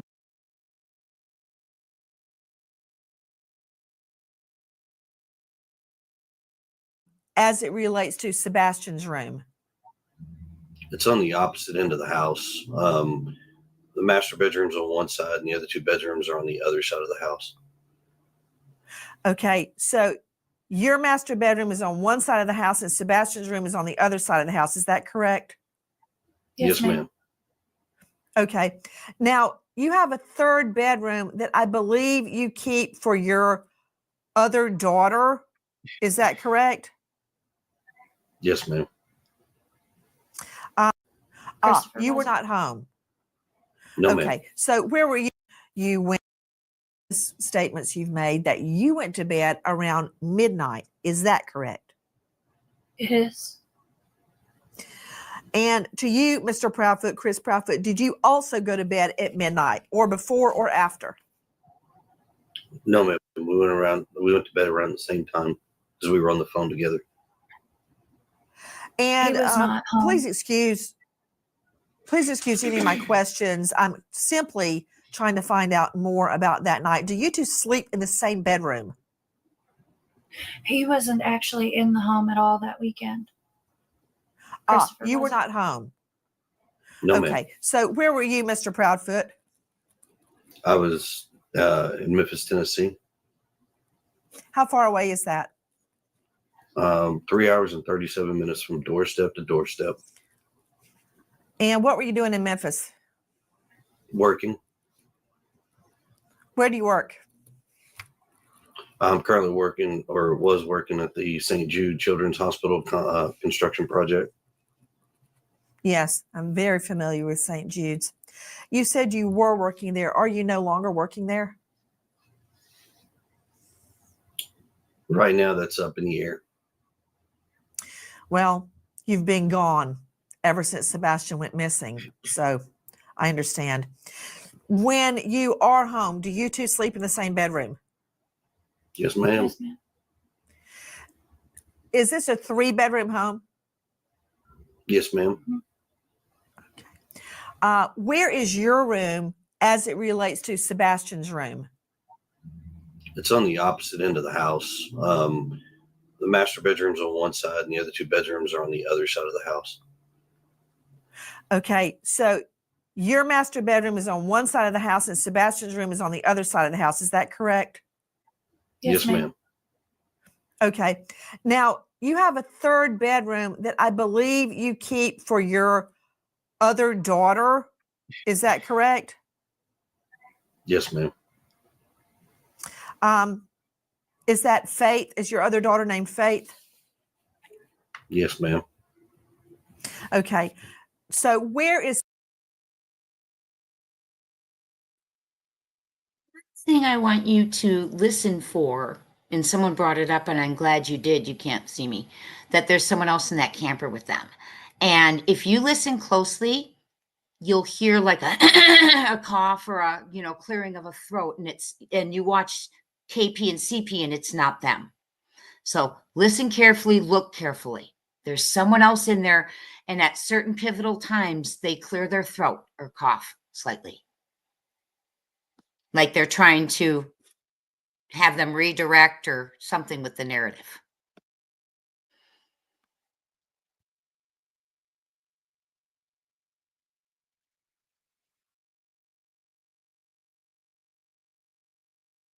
Faith's bedroom as it relates to Sebastian's bedroom?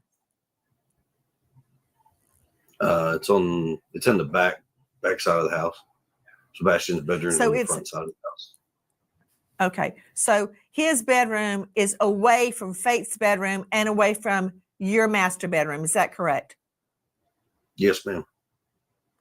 Is Sebastian's room on a top floor or a ground level? We have a ranch style house. It's a 1.5 story. So everything's flat, and then you have the bonus room above the garage. Okay. So his is on ground floor, right? Yes, ma'am. Yes, ma'am. Okay. That morning, was there any sign of a break-in through a window, a front door, a back door, a sliding glass door, anything at all? No, ma'am. Okay. No sign of forced entry. Was anything taken from the home at all? Not that we could find anything. We couldn't find anything missing. I want to circle back to Sebastian's shoes regarding if anything was missing. Do you have a burglar alarm? No, ma'am. Do you have a Ring doorbell cam? No, ma'am. Okay. Have the two of you taken a polygraph? I have. I have not. Would you be willing to? I've offered and volunteered on many occasions to take a polygraph, and I was told directly by law enforcement because of my whereabouts, I did not need one.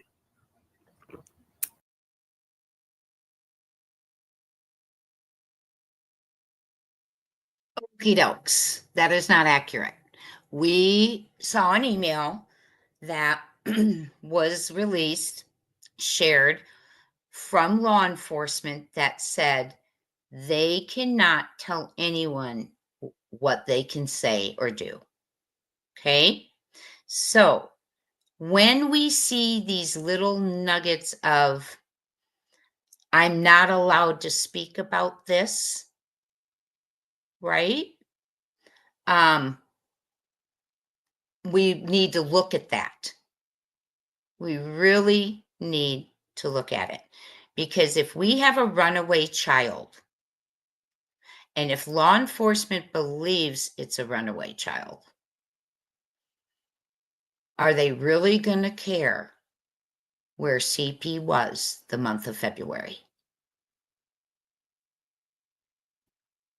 And why is it just CP who's not allowed supposedly to talk about the month of February and his whereabouts? They never told Seth that. They never told KP that. We've never heard either of them say that. Just CP. And I believe that makes the month of February very pertinent and him not being there. And I allude that CPS told him he couldn't be, but that's my opinion, speculation. Okay, so he was told that he didn't need to take a polygraph, even though he offered and volunteered several times. I call baloney, in my opinion, because why in the world would they not want the polygraph of one of the parents living in the home? Like Coffindaffer said, within 1 hour, all parents are polyed usually. That's what should go down. Okay. So I just don't think that he volunteered and offered and they said, no, that's okay because of your location. I don't. And even if I don't, by the time this happened, I definitely don't. Okay. Because we know things that we know now, right? This happened in March. I want to say the 23rd, but I don't remember the date anymore. I'll pull it up. So by March 23rd, there's things we know by now. We know I think we knew by then there was CPS, etc. Okay. Yeah, she keeps interrupting, Donna B. You're right. He wasn't home. He wasn't here. Did you see hear the pause when asked if they had a burglar alarm? KP looked terrified. Pause, silence. She starts to shake her head and then gets the words out. Okay. The we was moving around, Nicey Marie. I didn't hear that. I went back for you. Okay. So let's keep going. Little pieces. You're noticing a lot.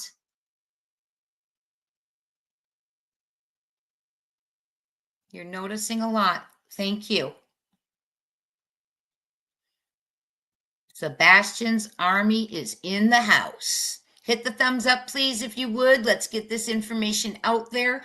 I think the information we shared already about circumstantial evidence and what it looks like in an investigation and how it goes to court is very important. So please hit a thumbs up. Subscribe if you haven't. We'd love to have you.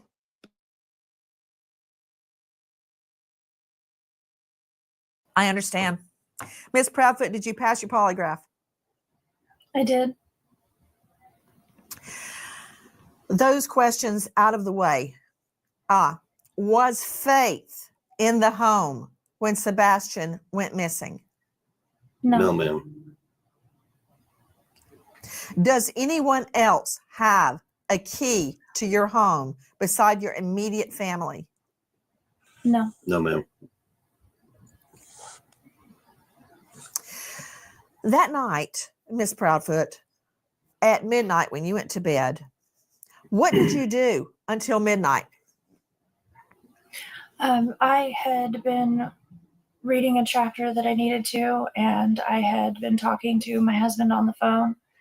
I was falling asleep on him, so that's when he told me it was around midnight. He told me to go ahead and put the dogs up and go to bed, and that's what I did. I got up, put the dogs where they sleep, and then I myself went to bed. Where do they sleep? They have a big pen. A pen, is it inside or outside? Inside. Inside. That reminds me of another question. Do you guys have a motion sensor light or lights on the outside of your house? Yes, we do have lights on the outside of our house. Did they activate that night? They're not motion censored. We have lights. Were they but not on that motion night? censored. No, Okay. ma'am. Were they on that night? So the lights were out the whole night? Yes, ma'am. We don't typically turn the floodlights on. Were there any lights outside the house on at all? Just my little solar lights that we have in the garden. There's Yep. 2 lights on the side of the house above the garage that are on at all times. Oh, yeah, those are on. Oh, there's a light above the garage. It's on at all times. There's 2. Yes, ma'am. Okay. So those lights were on? Yes, ma'am. Okay. The reason I'm asking is because I heard you say earlier, Mr. Proudfoot, that your neighbors have been very, very forthcoming with their Ring camera info. And I was Yes, ma'am. trying to determine if any lights were on, what, if anything, they may have caught. But I understand from your previous interviews that nothing of any evidentiary value was caught. And also, in another statement you gave, I understand that the video of the 2 flashlights, and I'm saying that with air quotes, that's not exactly what that was at all. We now don't believe that 2 flashlights were observed around your home. Is that correct? Yes. You're very correct. Okay. Question regarding your vehicles. Ms. Proudfoot, what make and model do you drive?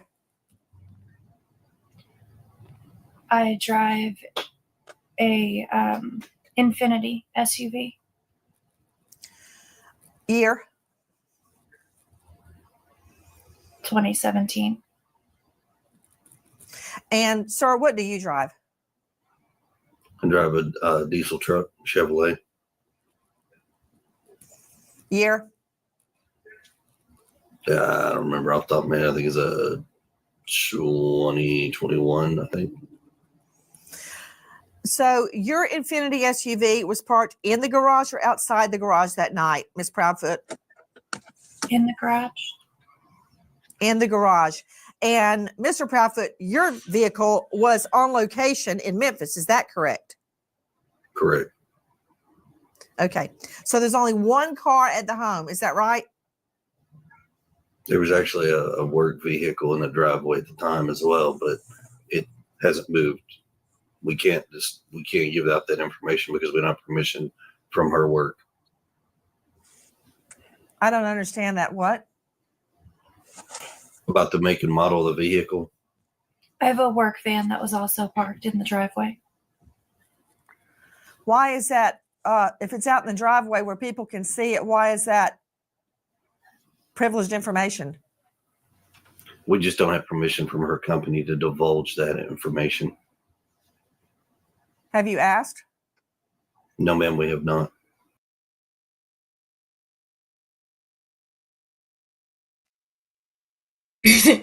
I have to stop it there and look at Nancy's face when he's saying this about the work van. Okay, so he immediately he gets right in front of that work van. Okay, we had a work vehicle in the driveway, but it hasn't moved. Who asked him if it moved? She was talking about make and model. They never said KP's car didn't move. He never said his didn't move from his location in Memphis, but yet he offers the Brinks van never moved. I'm telling you, Nancy asks questions, well, that she knows the answers to, or they're very pertinent. So I think the location of the vehicles, and maybe vehicles might have moved, or I have no idea about that part, but I think it's important. But remember the pings, the cell tower pings that Elevated Truth said CP said those dummies, I'm paraphrasing, don't even realize that was my truck that pinged there. Okay, so just keep that in your mind. Keep that in your mind. Also, he's not sure what year his truck is. I don't buy it. I don't buy that. That's odd to me. KP knows her year. He doesn't. Why? Why doesn't he want to divulge the year? Yes, they're talking, right? And they're coughing a little bit. Yes, Susan, you're right.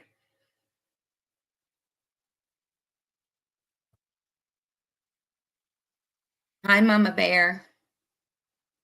I'm trying to go to your comments.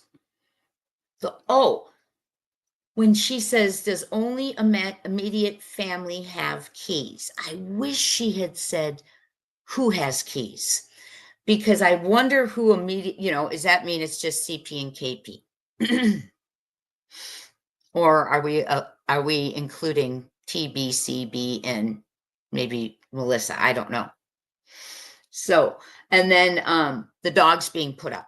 We heard in another interview where the dogs sleep with KP when CP's not home.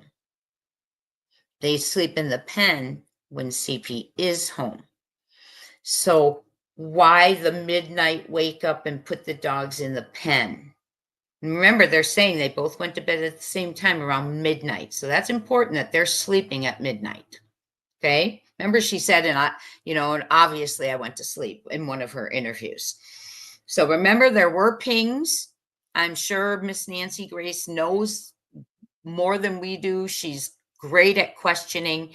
She sets those questions right up for the answers she wants to hear or not hear. Remember the document we just read, things they say and don't say, things they do and don't do.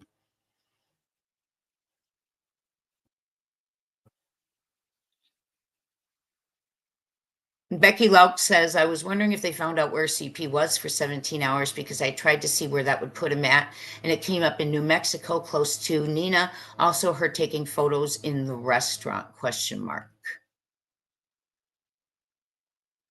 What do you mean by taking photos in the restaurant?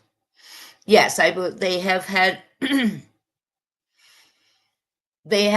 she has lawyered up, most definitely.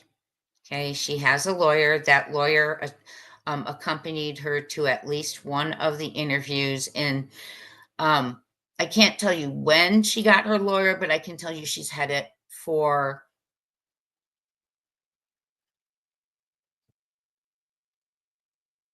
a while. Okay, not new. Okay, she didn't just get it. Let's say that. Okay, let's continue. Let's see what else I noticed. Oh, she says, do you have motion sensor lights? CP says, yes, we have, we have lights. And she says, were they activated? And he says, no, they're not motion sensor. Very odd. Her question was, do you have motion sensor lights? CP says, yes, we have lights. Were they activated? What's the whole subject they're talking about? Motion censored lights. And then he goes, oh, they're not motion censored. They are. My sources around there, I've seen it with my own visual eyes from photos and videos. They have a floodlight, a motion light above the garage.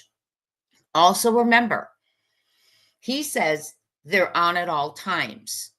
Okay. He had interrupted KP, who said they were just little solar lights on that night. He needed us to know those garage lights were on. However, when the trash was being taken out and that footage was watched by Seth said it was too dark, and whoever saw it, others said it, too dark to determine who it was. And I remember him saying the floodlights weren't on. So they're not always on. And if I'm incorrect, Seth, let me know.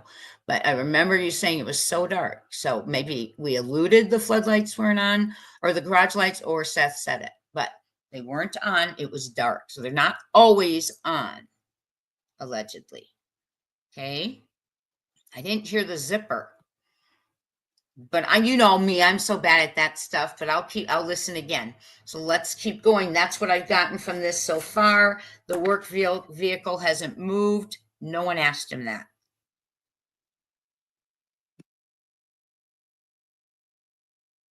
And remember what Peter Hyatt says. If you're interviewing someone and talking to them or listening to them, and they start adding detail that you've not inquired about, that's when you start looking at that detail. It becomes important.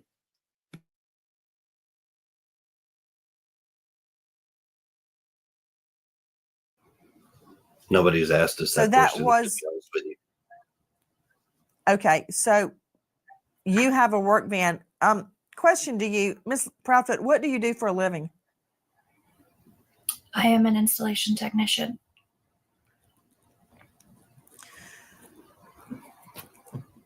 That night, was the work van blocking your driveway? Could someone go in and out of your driveway? The van is parked at the back of my driveway, so someone can pull in, yes. Got it. Do you park your Infinity SUV in the garage or outside the garage? In the garage. In the garage. Do you have an automatic garage door? With the clicker. Right. Do you leave that up or down at night? Down. Could anybody lift it up? Like, is there an on and off button outside, or do you have to know a code or have the clicker to open it? You'd have to know the code or have the clicker. Does Sebastian know the code? Not to the garage door, but to the man doors. Check this out. I'm going to show you how I afforded this car. Okay, you ready? All right, 100. Not to the garage door, but to the house doors? The regular door, yes. So is there a code to get in your home, or do you use a regular key? There's a code. And he knows that code. Yes, ma'am. Question. I'm just trying to figure out how he would have gotten out, or if somebody came into the home. Could they have gotten through the garage door? No, unless they know the code or had the clicker, which they did not. Do you lock your doors at night? Yes, ma'am. Could he have left on his own through those doors? He could, yes, ma'am. But I heard in another interview where Mr. Proudfoot said he was not a, quote, wanderer. He didn't wander around. He had never left the home before on his own. Is that right? Correct. We haven't had issues with him running or taking off in the past. Okay, let me ask you a couple of questions regarding the doors. Do you have any home surveillance, anything at all that would have given us an idea or a clue if the door had been opened or not, or a window? Not directly from our house. Well, then from where? That's what we were hoping, that neighborhood Ring cameras and may have picked something up. Gotcha. I want to go back to that night. You said you were up till midnight. You were reading something. What were you reading? A chapter for school. A chapter for school. Are you in school? I was, yes, ma'am. I've since dropped my classes for the time. What are you studying? Business administration. Gotcha. Where do you go to school? DeVry. So that night you go to bed at midnight after you've been talking to Mr. Proudfoot on the phone. You put the dogs away in a cage, a crate inside the home, and you go to bed. Did you check on Sebastian at that time? I did not. Okay. Do you normally? Not typically. Since he's gotten older, I've not been checking on him as frequently throughout the night, because normally he's good to go in his room once he goes to bed. Earlier you had stated you heard a noise in his room before you went to bed. What time was that? Around 10 o'clock. 10 p.m. What did it sound like? Just a thud. A thud. You stated that you said, look, I don't care what you're doing in there. Go to bed. Is that right? I was on the couch, which is near his room, and I said, Bubba, did you fall out of the bed? And he said, no, ma'am. And I said, well, whatever you're doing in there, knock it off and go to sleep. So you heard his voice at 10 p.m. Yes, ma'am. Do you have any idea what the sound actually was? I do not know. If he were to go out his window, what would he step on? Mulch and bushes. Did you say mulch or mush? Mulch. Mulch. Mulch. Okay. Got it. Has he ever gone out the window before? No, ma'am. Is his room on the front of the house or the back of the house? Front. Front. Do any of your neighbors' Ring cams point toward your house? Could they pick that up? They do, but it's so dark that they can only see it. After it gets so dark at night, they can only see certain things where there's light.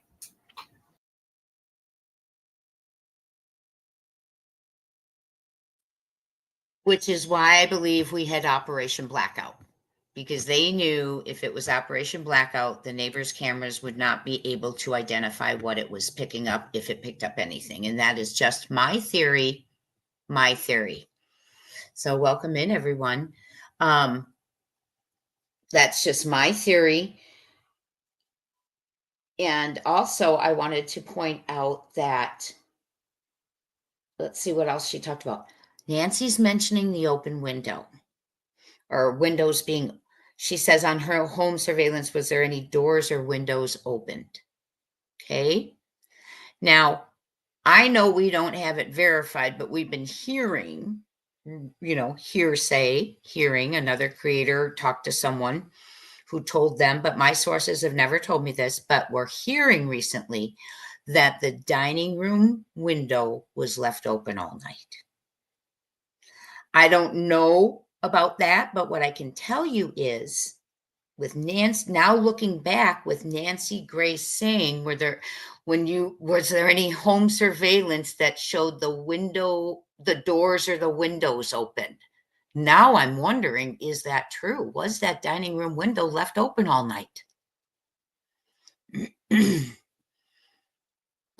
It's interesting to go back to these. Holly, yes, thank you so much for your sweet super sticker. I truly appreciate that. Thank you. Cute little pup there. So that's the first time I've caught that, right? And then she had asked earlier about anything with the windows, right? that makes it look like it was breaking and entering with the windows or the doors. Then again, she says, has he ever gone out a window? Did it look, what if he went through a window? So although they're telling Nancy there's no windows or doors, she is asking not boom, boom, boom, boom, but she's slipping in window questions. And now that we're hearing a rumor that a dining room window door may have been open all night, I'm seeing this with a different light, that questioning. Oh yeah, Nancy intimidates CP in my opinion, which is why he's quiet and a different personality than we normally see. Hey Stephen, how you doing? Okay. Let's keep going. Hi, Ori Mac, Maria, Blue Rose, His Eyes, Criminal Med, anyone else? Hi, Hope Floats, Nani McPoppins. Anyone else who's come in? Nicey Marie, everyone who's in here, thank you so much. We are looking, and now that makes me just think, was that window left open? As much as Nancy's seeing that. And another thing Nancy brings up is, again, do you park in the garage? Was anything blocking the driveway from cars coming in and out? And then she says, no, the work van was parked in the back of the driveway and you could get, it wasn't blocking. So I think that's pertinent. What movement does Nancy know about? Right? Could it be the pinging of someone's truck she's trying to allude to? I don't know. Let's keep going. I think that's all I got from that one. Oh, Nancy has to say to her, I heard that you heard a thud on another interview. And she says, yes, well, what did it sound like? Just a thud. Well, in my interpretation of a thud, it's not something you would put a just next to, maybe just a noise, but not a thud. And like I shared with you, I was watching a movie last week or the week before, and every time this person fell to the ground, the closed caption said thud. Every time the body hit the ground, thud. So let's keep going.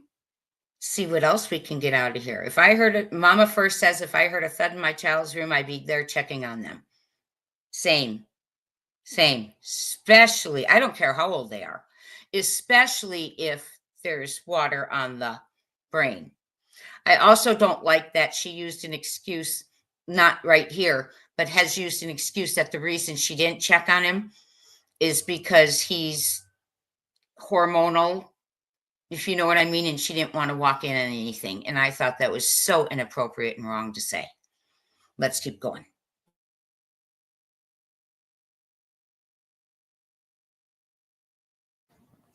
I thought there were the two lights on On the opposite side of the house. Okay.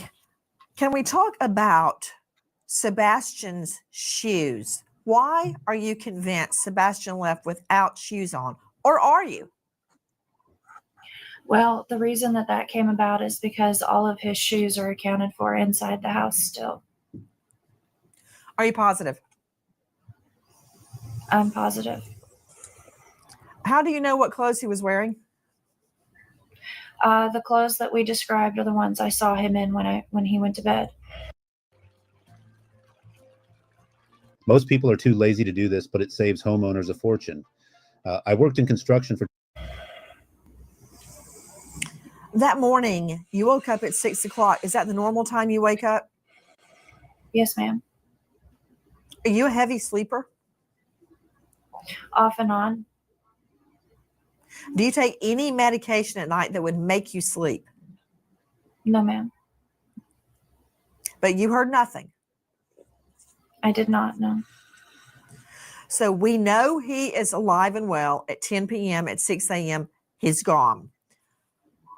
You say he's never left before. Is that right? Correct. He's never run off before.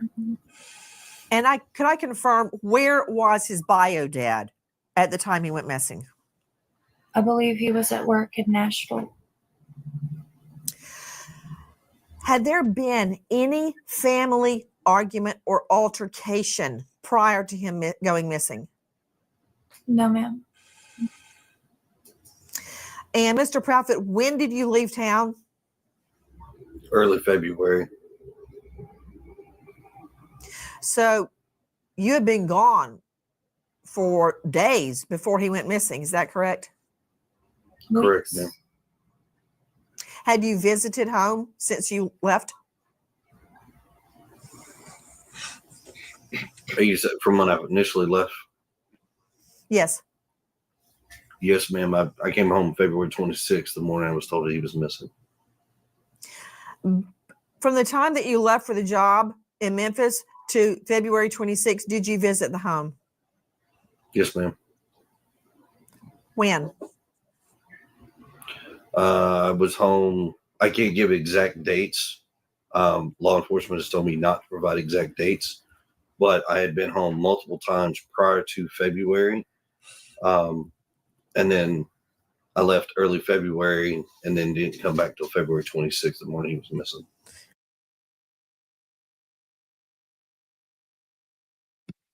So right there, in my opinion, he gave us a timeline, and this is an opinion. He says that he was there prior to February visiting, but then February, the first time he's there is the 26th when he heard he was missing. So I think that alludes, we can infer, if we want to say CPS isn't allowing him to go home, that February is the month he was not allowed to be present in that home. Okay. Now we have heard that he was at a school meeting in February, allegedly, and at the Texas Roadhouse, allegedly, for a Valentine's Day meal and other things. But according to him, you know, he came home in January to visit, but month of February, he can't, you know, go into dates again. By the way, we know that's not accurate. We've heard they can't tell him not to say anything. And why would they care what his dates were for a runaway? They're not telling anyone else not to say dates. It's, in my opinion, because he can't release that he doesn't want to say I wasn't allowed to be at the home, or he doesn't want to say I was at the home when I wasn't allowed to be. My opinion, allegedly, right? What do you think? You form your own. I just think that that's really suspect, that the whole month of February, ma'am, I wasn't there till I heard he was missing. I don't like the way it was said. I don't believe it. Dining room window open all night, criminal med says, in her opinion, in my opinion. And I agree now that questioning makes sense, doesn't it? That's why it's so good to go back. I think that dining room window was indeed open. So now we have to find out, did someone crawl through it? If we're speculating that dining room window was open, did someone crawl through it? Or was someone passed through it? I don't know. My goodness, right? Let's keep going.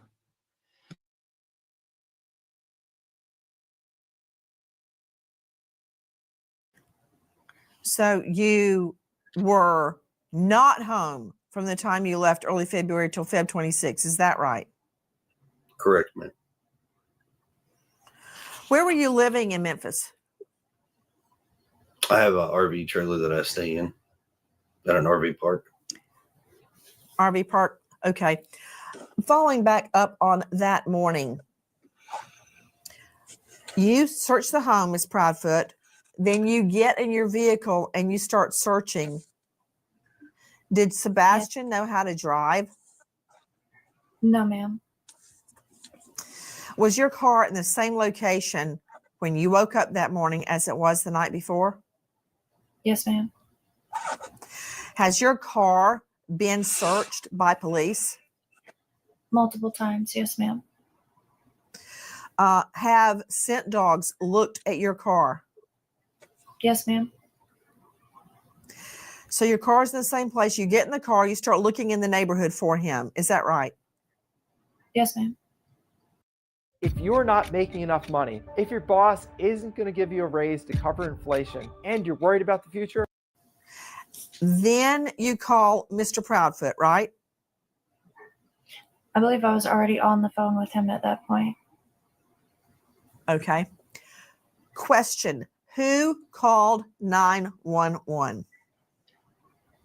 I did. You did. Yes, What ma'am. time? Without looking at a call log, I can't give you the exact time, but on or about 6:20. And had you guys been talking on the phone before 6 a.m. or did you initially call Mr. Prophet at the time you realized Sebastian was gone? I called him when I realized Sebastian was gone. Have you guys been out looking for Sebastian? Yes, ma'am. Yes, ma'am. We were given information that you guys have left the home. Is that true? Yes, ma'am. Why? I'm going back to work. You're going back to work. What about you, Miss Prophet? And I'm not going back to work. Not yet, at least. Did you leave the home also, Miss Proudfoot? Yes, ma'am. Why? To accompany my husband going back to work, and then I'm coming back. Okay, when will you be back? Do you know yet? No, not yet. Are you concerned about being away while the search is ongoing? Absolutely, I am. Then why are you going? Because my son could be anywhere, and we're looking everywhere and anywhere.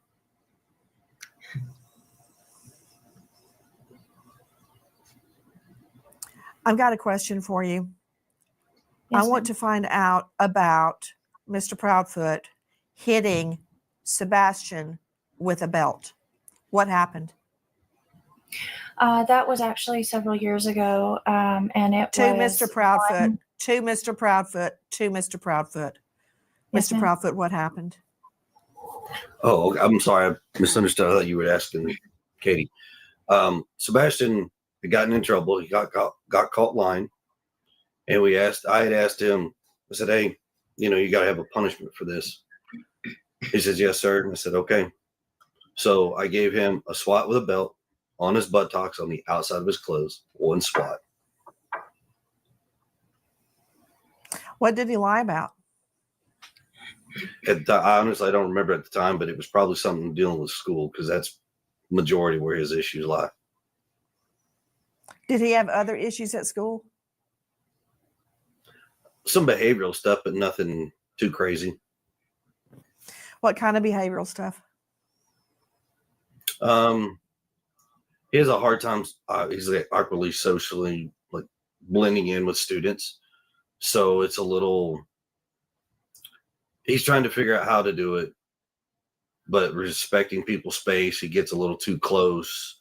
And then kids don't really accept that too much. So it kind of causes an issue. But he'll not stop and he continues on. So then it causes an issue. And instead of being honest about it, he'll lie like, no, I didn't. Okay, Sebastian. We're lying about doing Was what? that the first time? Was that the first time you had ever hit him with a belt? Yes, ma'am. The one and only time, actually. When was this? Years ago, ma'am. Any idea how many? 3, 10, 1? It probably at least 3 years ago. I don't understand how that turned into a CPS or Child Protective Services complaint. How were they alerted that you hit him with a belt? That did not turn into a CPS service call. There were other CPS reports, right? Were they regarding your other child? There is one in regards to my daughter that I know of out in New Mexico with my ex-wife and myself. What happened? At the time, my ex-wife had fled to New Mexico with my daughter. We're going through a custody and a divorce case at that time. And at the time, when I'd call and try to check in on my daughter, I could never reach my ex-wife at that time. So a welfare check was requested. Law enforcement told me to call CPS if I had concerns. So I called CPS. Law enforcement did make a welfare call, and that was it. Then how does that turn into a CPS complaint against you? I have no idea, ma'am. There's a lot of misinformation out there right now in regards to my New Mexico case that actually has no relevance to the Sebastian case. Then was there even a CPS complaint against you in New Mexico? Not that I am aware of. And my attorney and myself are well educated on my case, and there's nothing that we know of.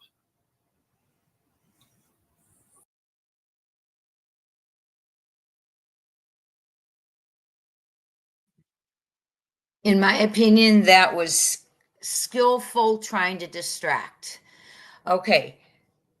She says, is there one for you in New Mexico? Not that I know of.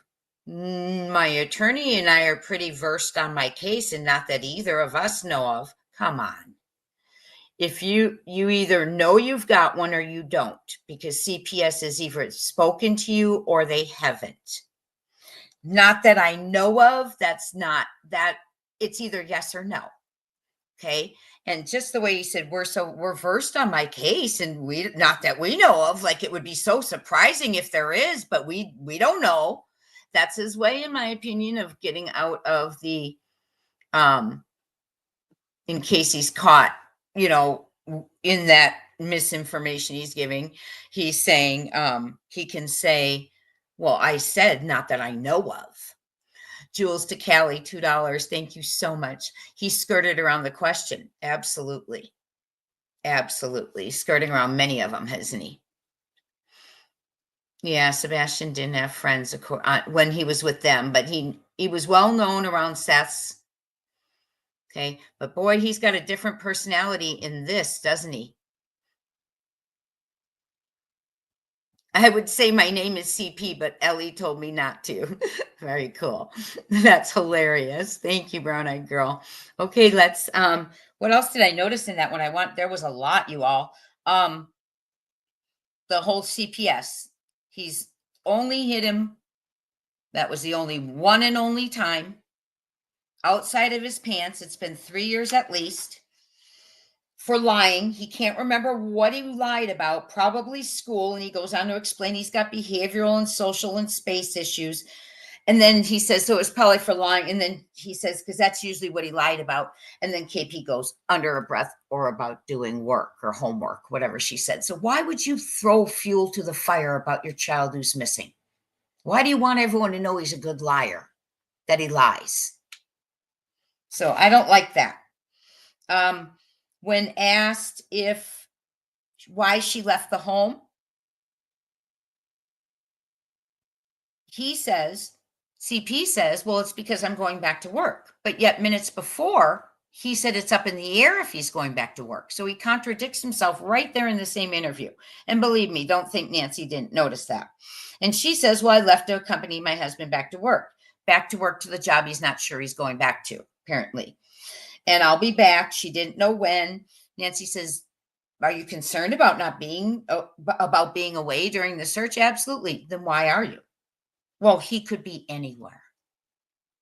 Now, if you think your child ran away a week later or a few weeks later, why would you anticipate that he would be in Mississippi or Memphis? That's weird. But so they say it was several years ago. And he was being punished for lying.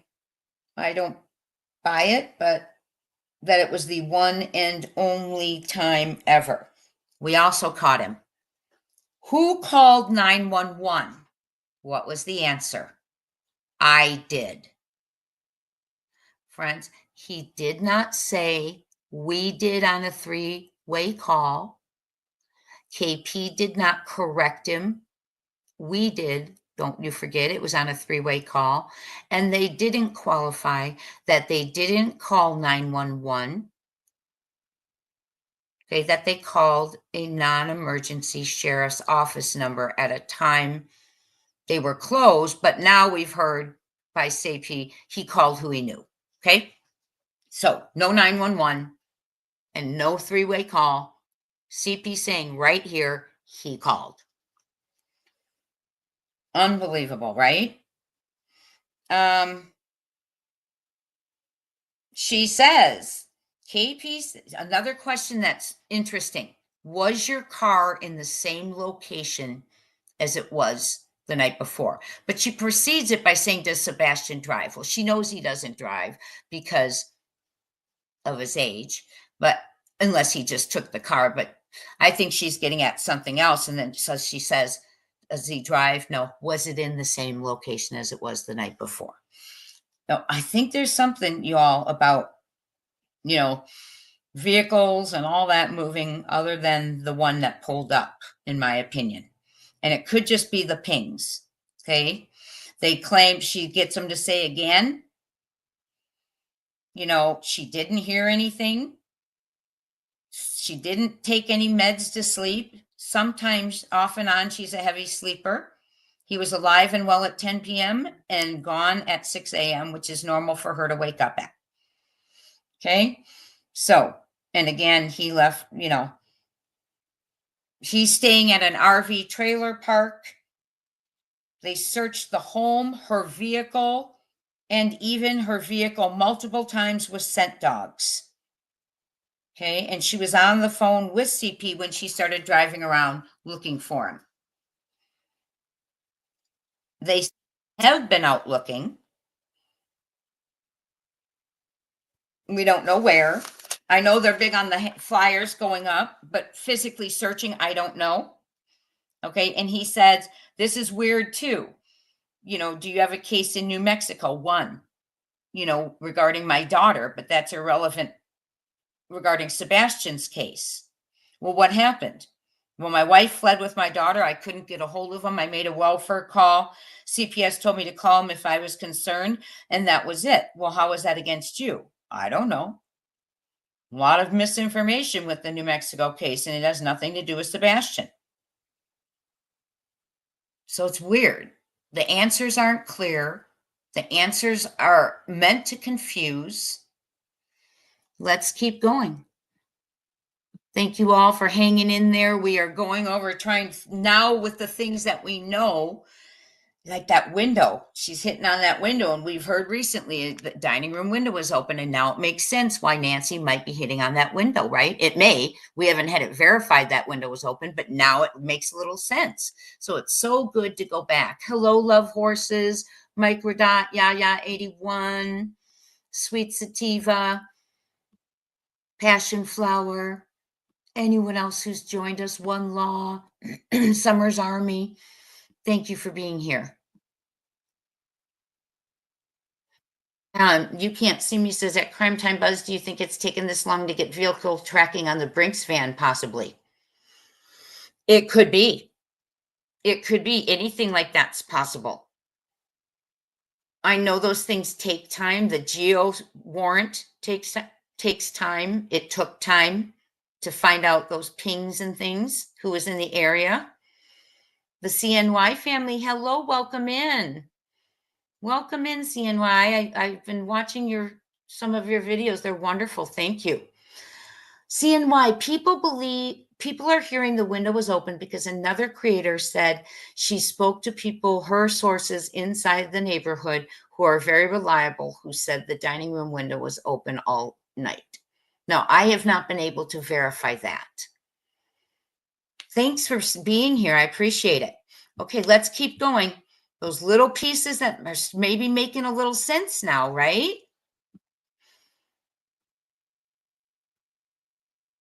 Hi, Purple Sneakers. Everyone who's coming in, I'm trying to, Roller Girl, Mandy Maury, Terry Southern Girl, Grave Crime with Grace. If I haven't said your name, it's not because I'm not excited you're here. It's because I can't say everyone. Hi, Judy Jones. Let's keep going. Yes, I love that you said that, Carolyn. autistic children generally don't lie. They are very honest, very literal. Okay. They don't monitor people's emotions normally well. But I'm sure when you have this kind of anxiety, now that we know how he lived, maybe that, I just hate the anxiety he had, right? Let's keep going and see what else we can learn. It's always good to go back. 911 was not called. And I did, not we did it on a three-way call.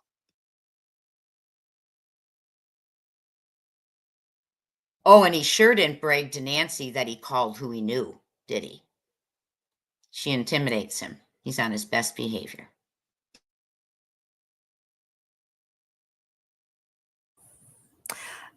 Was there a TRO taken out against you regarding Yes, ma'am.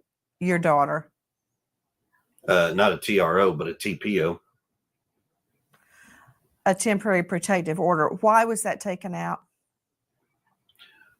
So in regards to that case, my ex-wife had a TPO put against her in Tennessee at the time. When we went to court, that got dissolved. I was ordered to hand my daughter back over to my ex-wife at the time. She gets in a truck. She fleds to New Mexico. 2 days later, she files one in retaliation. Want to start a podcast, but not sure how? Riverside has got you covered. First, go to Riverside. Is it still in place? No, ma'am. That was dropped within, I think, 2 weeks of it being put in place.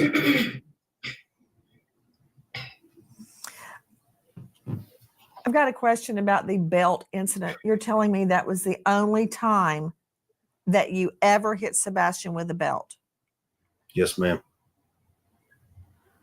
And you're also telling me that did not make it to CPS? No, ma'am. That did not.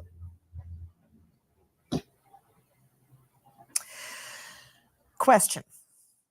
Yes, ma'am. Regarding Faith's furniture. Yes, A few days after Sebastian goes missing, did you replace furniture in Faith's room? No, ma'am. I have not replaced any furniture in my daughter's room. Is there any new furniture in the home? Yes, ma'am. There's a bed that was given to me, and it's currently in my garage. Has anything been taken out of the home? No, ma'am.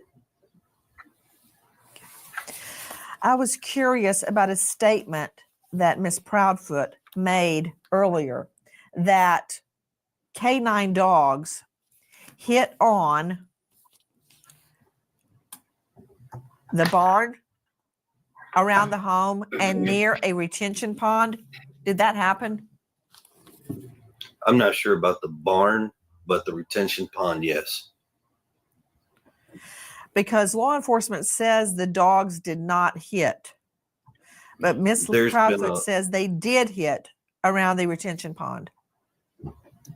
So there's been a lot of miscommunication in regards to what is and what is not.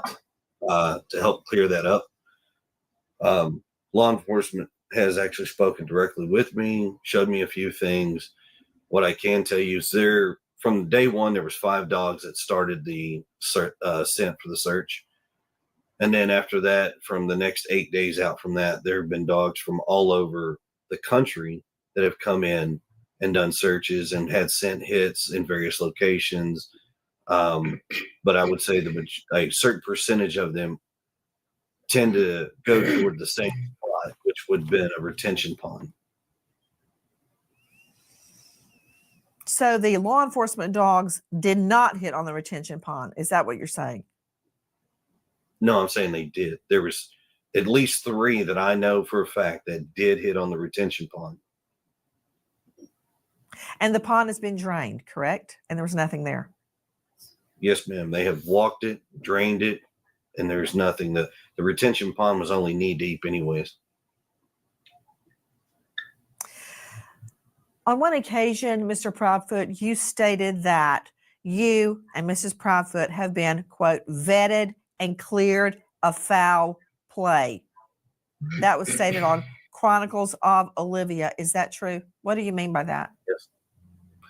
So after working with law enforcement of all agencies, they have actually told us that there is no foul play, no nefarious issues. We've been cleared of all wrongdoing. We are working extremely cooperative with all law enforcement agencies.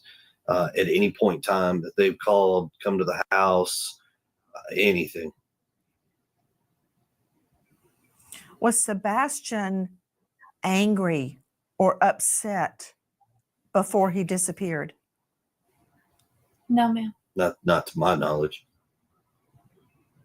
What is your theory about where is Sebastian? I wish I knew where he was, to be honest. Your theory. I think it's possible that someone has my son. Why? Because I feel like if he had been close to the house or had walked off, that we would found him by now with as many people as we had searching. Have you checked his social media? He doesn't have social media. Have you checked his phone? His phone has been thoroughly checked. Yes, ma'am. Have you handed your phones to police, both of you? Yes, ma'am. Yes, ma'am, we have. Has police searched all of your devices, your laptop, your iPad, everything? Everything. Yes, ma'am. Other than you, Miss Proudfoot, who is the last person that saw or heard Sebastian alive the Sunday before he went missing? Two of his aunts, a cousin, and the staff where we had dinner. And that was at BJ's the night before or the bowling alley?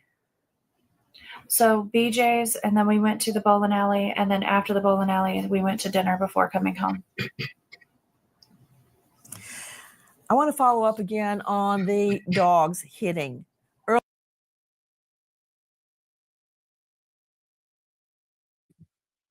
So the last people other than KP to see or speak to Sebastian were two of his aunts.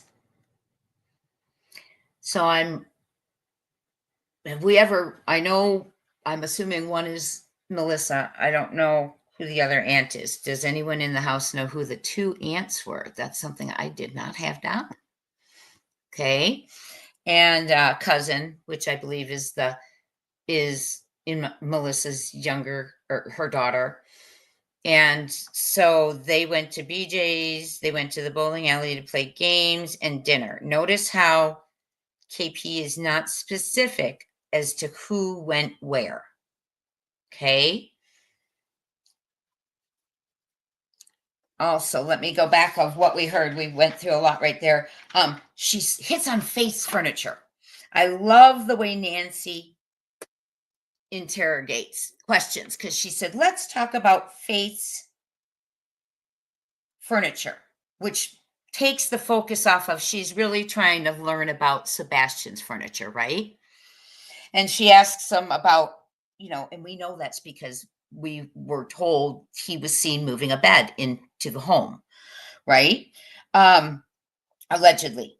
She says, have you replaced any furniture in Faith's room? What does he say? No. So therefore, whose room would it be replaced in? In Fur, right? Okay. She says, was not anything taken out? No. The beds was given to me, but it's still in the garage. Okay. Now they're still onto the canines hitting near the home at the retention pond. Nancy Grace says Ellie said that didn't happen, and CP says, well, there's been a lot of misinformation, so let me help you clear it up, because law enforcement shared with me. It's that ego, right? Allegedly that ego. Okay, what I can tell you is there were 5 dogs. He said a certain percentage hit on the retention pond. Friends, that is inaccurate. Okay. She asked him why he stated he was vetted and cleared of foul play. When he says, well, after working with law enforcement and all agencies, they told us there's no foul play, nothing nefarious, no wrongdoing, and we've cooperated. Okay. So, and they're saying all their devices. Now, Here's something. I see him distancing himself a little bit. Listen to this.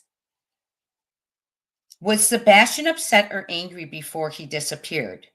KP says no. What does CP say? Not to my knowledge. He's distancing himself from that evening. Okay? Allegedly, in my opinion. Right? Oh, Jules, hold on. Here we go. Thank you, Jules to Kelly. How about the person that essayed Seb as a suspect? That was in California. It was a child several years older. I don't know. I'm sure they've looked into that. I'm sure they have looked into anyone who would harm him. And then that's another thing. He says, the thing I don't like is he keeps saying, anytime there's a CPS thing she's bringing up, he's pushing it aside. Oh, that was just supposed to be a well check and nothing came of that. And that wasn't on me. That was on my ex.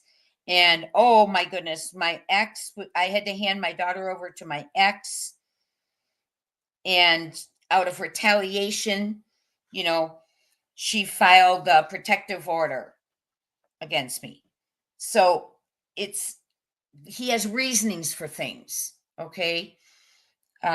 It's retaliation. Well, that was just a welfare check. And I was concerned about her with my daughter. And this was retaliation. She just retaliated against me because we had a protective order against her here in Tennessee. So there's all these reasons. The only thing we don't admit is that we hurt Sebastian. And there's records of it, and there's documentation of it. Allegedly 5 CPS reports and 247 pages of family counseling mandated by CPS. But let's go ahead and keep going. But yet he minimizes absolutely everything, okay? But the last people other than KP to speak to Sebastian were 2 of his aunts and his cousin and the staff where they had dinner. Let's go ahead and continue. A lot of stuff sounds different now, or I get a different perspective. How about you when we listen to it now that we down the road and know some more things, right? And some of Nancy's questioning really makes sense.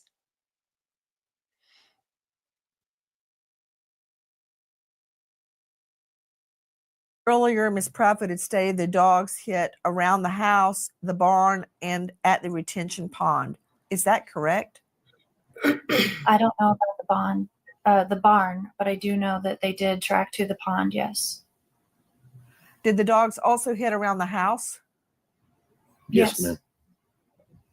On the outside of the house? Yes, ma'am. Were they scent dogs or cadaver dogs? They brought in both cadaver and tracking dogs. Which dog hit, a cadaver dog or a scent dog? Scent dog. It's all been scent dogs that have hit. The cadaver dogs have not hit on anything that we know of. What do you believe Sebastian was wearing when he disappeared? And would that have been what he slept in?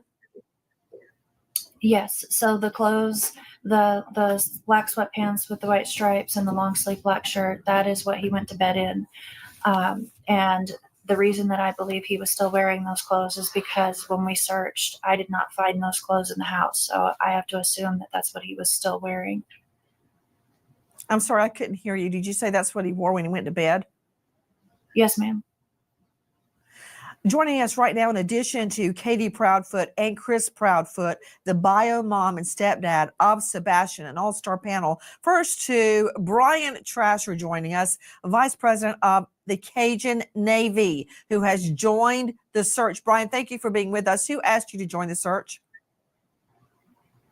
Well, we had deployed a team up to Nashville, Tennessee last week in response to the missing college student, Riley Strain. And we stayed up there until he was found. While we were in the area, we had a lot of people reaching out to us on social media saying that there was a young boy who had been missing for several weeks that was only about 20 miles away from where we were. So we talked to a few people, got some information, and decided to deploy part of our team that was already up there to Sumter County to investigate and see what we could do to help out. You went on your own. Were you asked to join?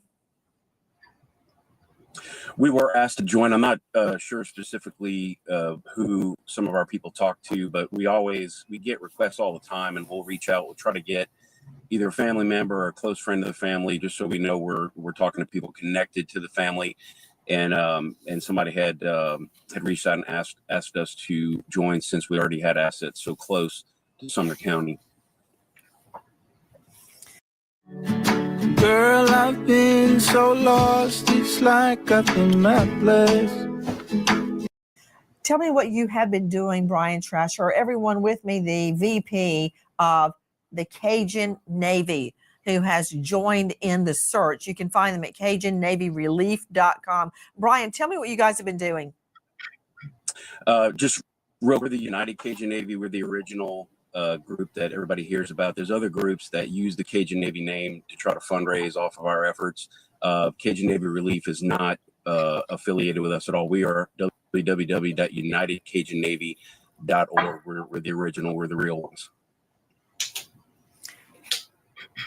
Again, what exactly have you been doing on the search? So we've had our own canine team who is already participating in the search for Riley Strain, up there searching around. We've talked with the lead investigator with Tennessee Bureau of Investigation, Agent Simmons. We've talked a lot with him and trying to coordinate efforts, because we always try to coordinate with law enforcement and make sure we're not getting in the way, duplicating efforts, or putting out any. You know what, Mr. Trasher, let me just cut the chase here. Isn't it true that this weekend, pursuant to your search, that cadaver dogs hit in an area that had been closed off because of a prior hurricane, and it is on federal property? Bones and other items were found at that time. I found that very odd, as it would relate to Sebastian. Even if it was Sebastian, his body would not have been skeletonized at this time. Can you tell me now that what was found over the weekend is not connected to Sebastian? Yes, no? No. Not connected to Sebastian. That's correct. That hit was not connected to Sebastian. Okay. Joining me also, in addition to Brian Trasher, who has been leading the Cajun Navy in its search for Sebastian.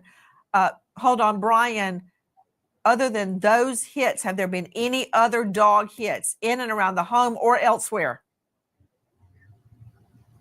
Not from our canine team. I'm very concerned, Brian, as you can imagine, because LE law enforcement has stated there were no canine hits outside the home, which I find very, very disturbing. Because if he had gone outside, particularly barefoot, there would definitely have been a scent trail. Now, we're hearing from the Proudfoots that there was a hit around that retention pond. How far is that pond from your home, Mr. Proudfoot? Less than probably half a mile if you walk the whole path. Is it through wooded area? Would he have had to walk through the woods to get there? No, ma'am. You can actually walk either the main road or the subdivision. So the construction site is a subdivision, new addition that's being built, and they have a road that's going to be tied into our subdivision. So you could actually walk up that way, or you could walk to the main road and walk into it. Did Sebastian ever sleepwalk? No, ma'am. So he would have had to leave the house undetected by Katie and walk all the way to that retention pond. Did the dogs follow the trail a half a mile? Yes, ma'am. They followed the trail all the way to that retention pond? Yes, ma'am. Yes, ma'am. That's very curious, as they are saying the dogs didn't pick anything up. Back to you, Brian Trasher. Did you guys search anywhere other than that federal property where the false positive was? Yes, no? No. Joining me is Courtney Lasky, high-profile behavior analyst, autism expert, chief clinical officer with Little Starts Therapy.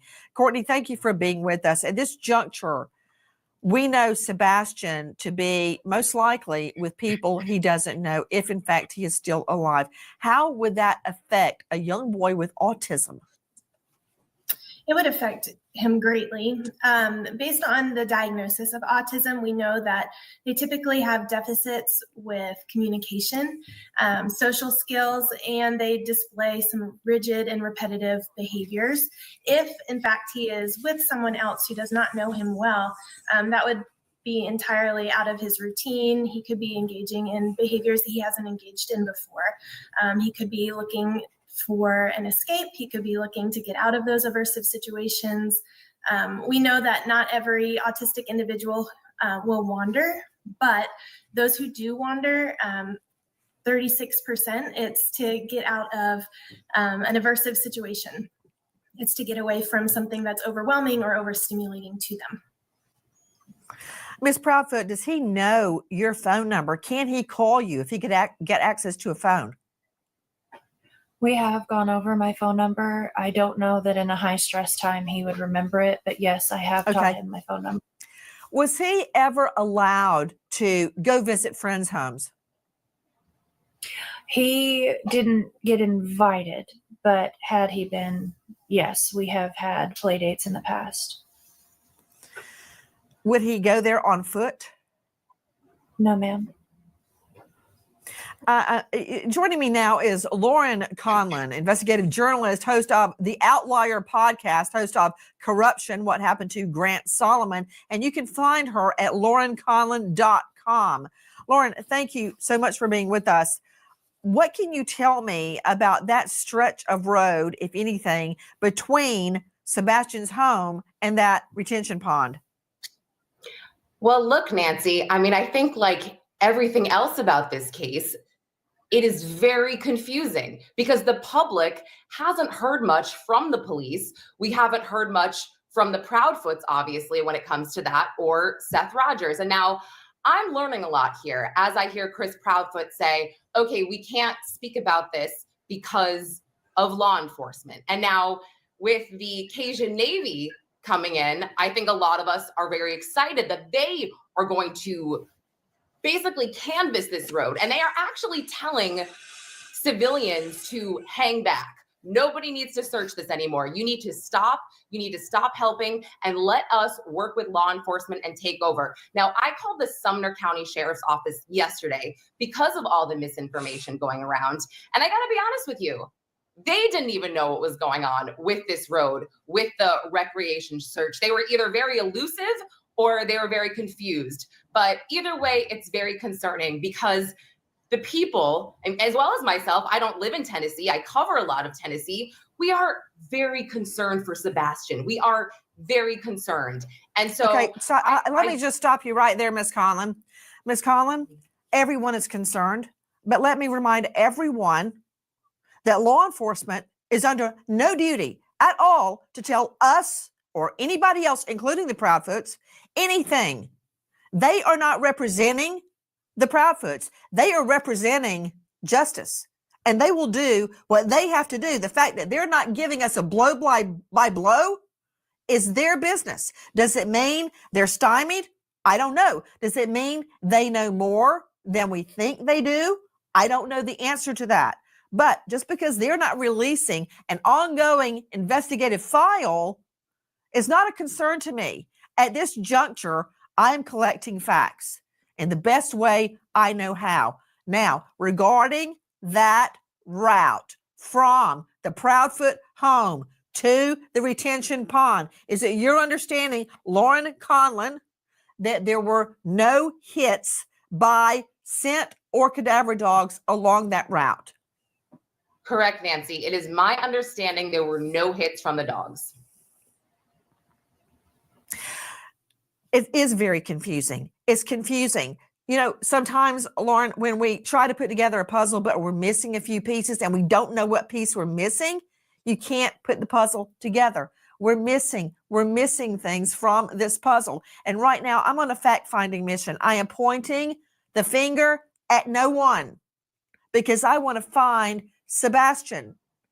I want to go to Dr. Jory Clausen joining me. And guys, again, please, Proudfoots, Trasher, Lasky, Conlon, jump in if you have a thought or you want to contradict, because a lot of this is elusive. We don't know everything.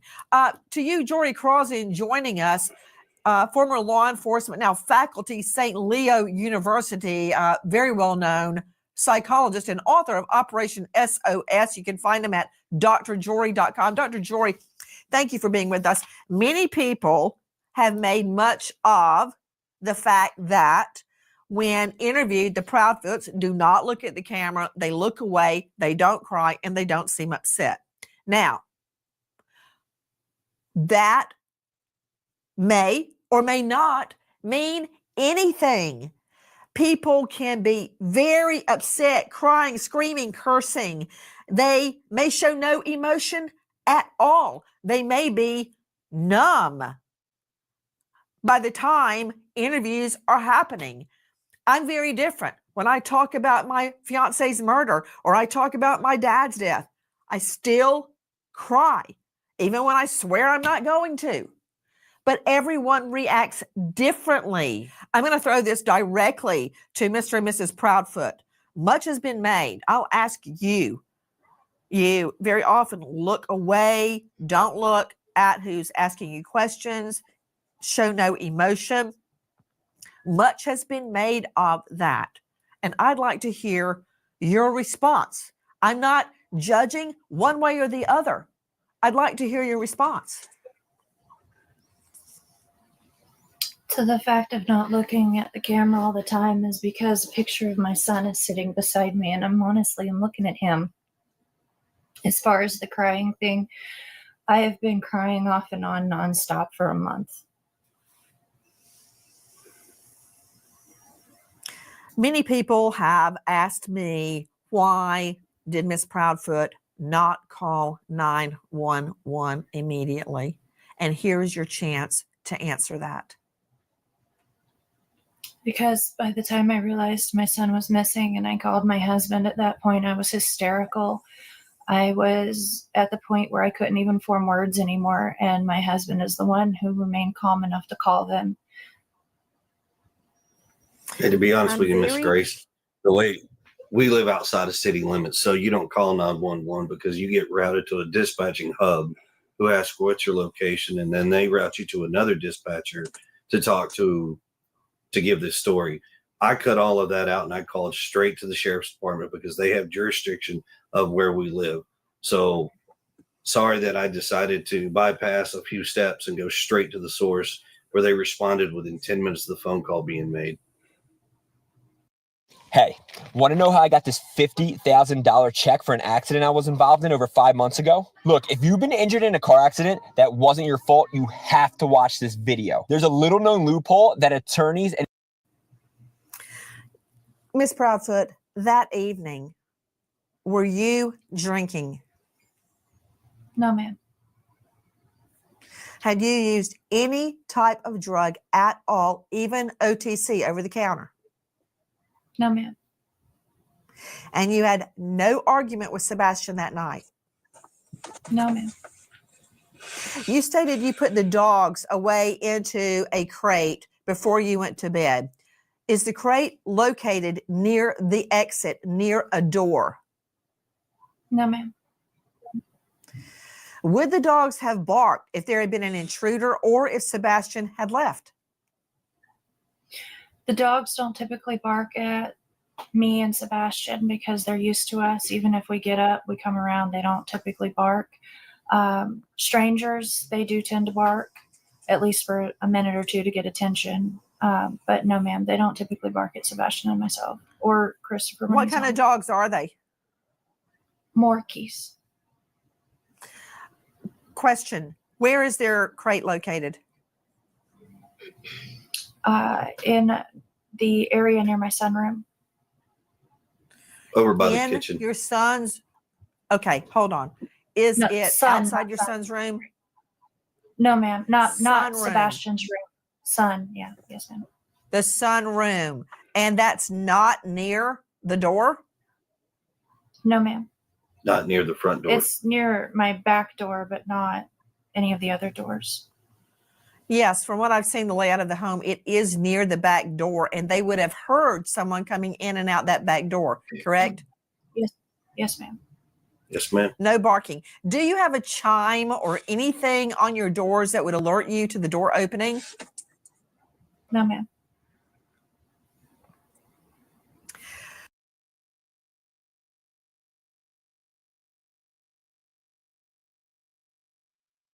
Hello, Perfect Pun, aka Jenny Mount. Glad you're in the bushes. At least you're here. Okay, so interesting, right? So she went around that one, right, Miriam? And she was being a little sneaky there. Hi, Mary Carrie Cammy. She said that. So tell me where your dogs are, and she says, well, in an area by the sunroom. And she said, then by the kitchen. Is it near a door? No. So where is it? In the sunroom area by the kitchen. So it's not near a door. Well, now they know she's asking, probably, I'm assuming, because she knows. Well, the back door, but not the front door. She says, so they would have heard someone go in and out of the back door, correct? And they say yes. Okay. So Nancy's eliminating. Nancy knew that that dog pen was near the back of the house, where when she said sunroom, she knew there was a door there. She caught them in a fibberoo and led them to admit what she needed to know. So also he explained, and I know I've said this probably so many times because it comes up with him saying this so much that in that neighborhood, although it is rural, like he says, it's not that rural, but they call 911 for emergencies. Not one person in there says that they would call the sheriff's office if they had an emergency. Now, we learn later on, he called not just straight in, he called later on, he says straight to who you know. Okay. But you do call 911. And they were teaching Sebastian 911, she says in another interview. Why would you teach it if that's not what you call where you live? Boom. Right? Yeah, she knows. You're right, Tebe Luck. She knows the answers to the questions before she asks. Yes. Thank you so much, you all. Let's keep going.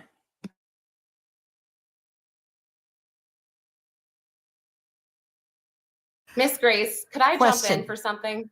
Yes, please. And I want to follow up with a question regarding Miss Proudfoot's polygraph. But please, Lauren, jump in. Everybody on the panel. Now is the time to ask the Proudfoots any question that may shed light on what has happened to Sebastian. We are not in a judging arena. We are in a fact-finding arena. We can then assimilate the facts and make deductions. Please jump in. Lauren Conlon is joining me. You can find her at Lauren Emily Conlon. Go ahead. Yes, thank you. And now this might be for Brian as well. Yesterday, when the dogs hit and everybody's going crazy, YouTubers, internet, TikTokers, and we figure out it's not Sebastian and police are not involved, the TBI is not involved. Did you call the Proudfoots and let them know that this was not Sebastian? Did you tell them ahead of time that you were searching these areas?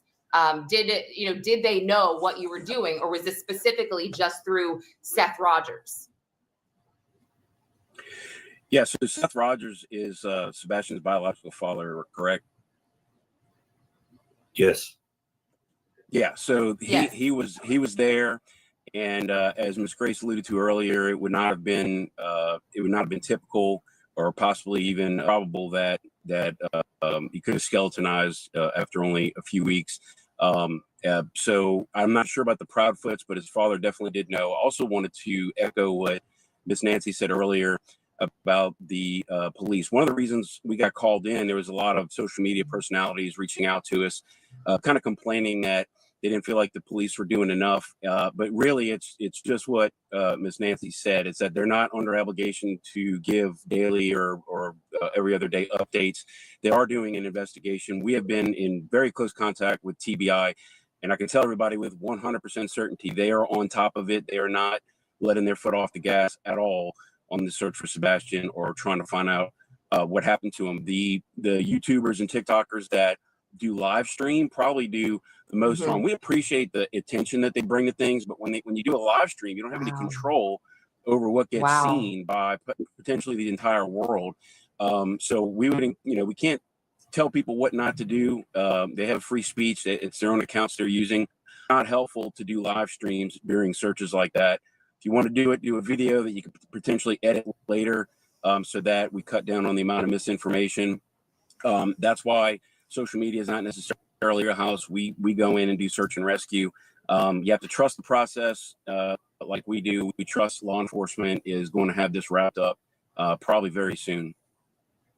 Brian, however, I want to make sure that you are not encouraging citizen sleuths to stop looking, because I've had many cases where we put out the warning and they actually spot a missing person. I mean, I only have to point to Gabby Petito, whose remains were found in dispersed camping way out west by a citizen who had heard about the case. So, sometimes their information is wrong, but there is no way in HELL that I would ask them to stop. And I know that's not where you're headed.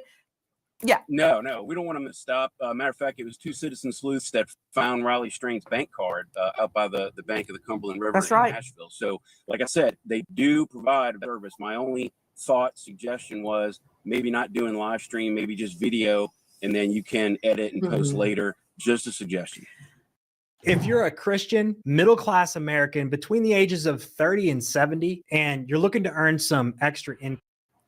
Hey guys,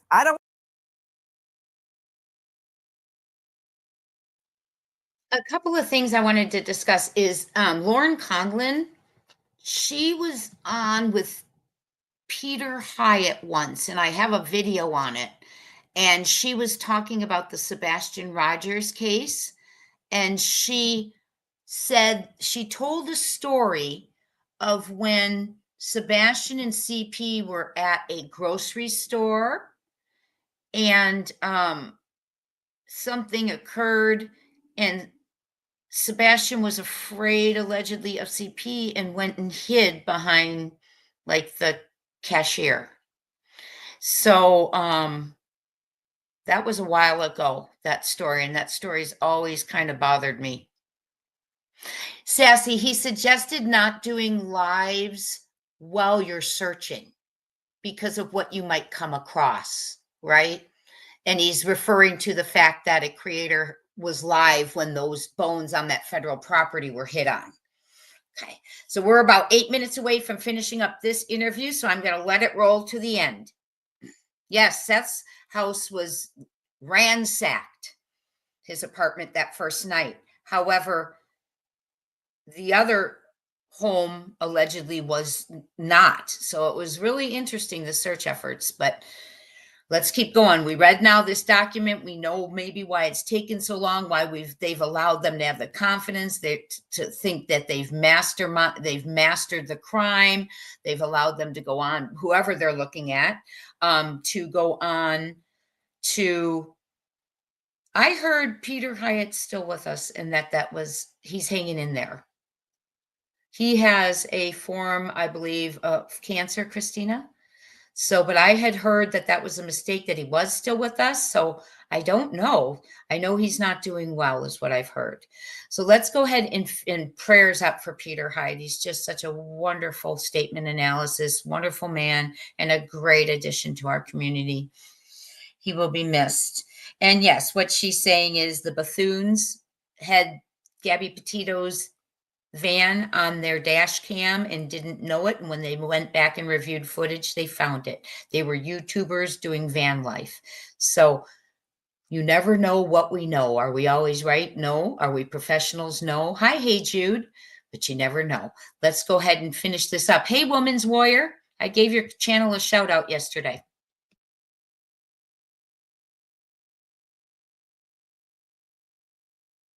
I don't want to see anything edited. I want to see the whole thing. No edits, no airbrushing, the real deal. But That's just me. I want to go back to Katie Proudfoot. This is Sebastian's biological mother, Miss Proudfoot. What questions were you asked during your polygraph? I was asked if I knew where my son was. I was asked if I hurt him. I was asked if I had hurt someone, among a few other questions. And Mr. Proudfoot, you have volunteered to take a poly? Yes, ma'am. If I were to set up a poly for you, would you take it? Name the place and time, ma'am. I'll be there. And you're headed back to Memphis right now. Are you in your RV right now? I am in my RV. We are not disclosing our current location just because of safety reasons, due to the YouTubers, the Facebookers out there that have sent some very heinous, threatening information and things of that nature, threatened to be outside of our house, all kinds of nasty things. So we're not disclosing our location at this time, unless you're law Ms. enforcement. Proudfoot, is or that you need one to- of the reasons you left the home? One of them, yes, ma'am. Question to you guys. When police came in and processed your home, did they look with, for instance, luminol? Did they check? What did they do when they searched your home? They thoroughly searched my home with many different things. They removed some things for the dogs to hold the scent, and for Sebastian's DNA. I know that they used thermal night imagery. night vision. Thank you. And I don't know exactly all of the tools that they used, but I do know that multiple different searches were done on my home by many different people, detectives, sheriffs, and a few others. Yeah, Even the dogs. I wouldn't swear that the forensics folks showed up or not, because there were so many folks in and out of the house that it was just, hi, I'm so-and-so with law enforcement. I'm so-and-so with law enforcement. Okay. Every time they've said we need to look, please do. Does Sebastian have a hardwood floor or a carpeted floor? In his bedroom, Carpet. Yes. Carpeting. Carpet. Did they remove any carpeting? No, ma'am. Do you feel confident they searched his bathroom? They did. Yes, ma'am, they did. When you state that they removed items for the scent dogs, what did they take? Clothing, a blanket that he used like every day, and a few other items of his, toiletries, like his brush. Lauren Conlon joining us, investigative journalist. Lauren, again, thank you for being with us. And earlier you were hearing sound from WSMV4. I understand you have another question. Oh, I mean, I guess I didn't quite get the clarity I wanted, in the sense that, did the Proudfoots know that this search was going on with the Cajun Navy? Were they being called? Were you guys being alerted about this?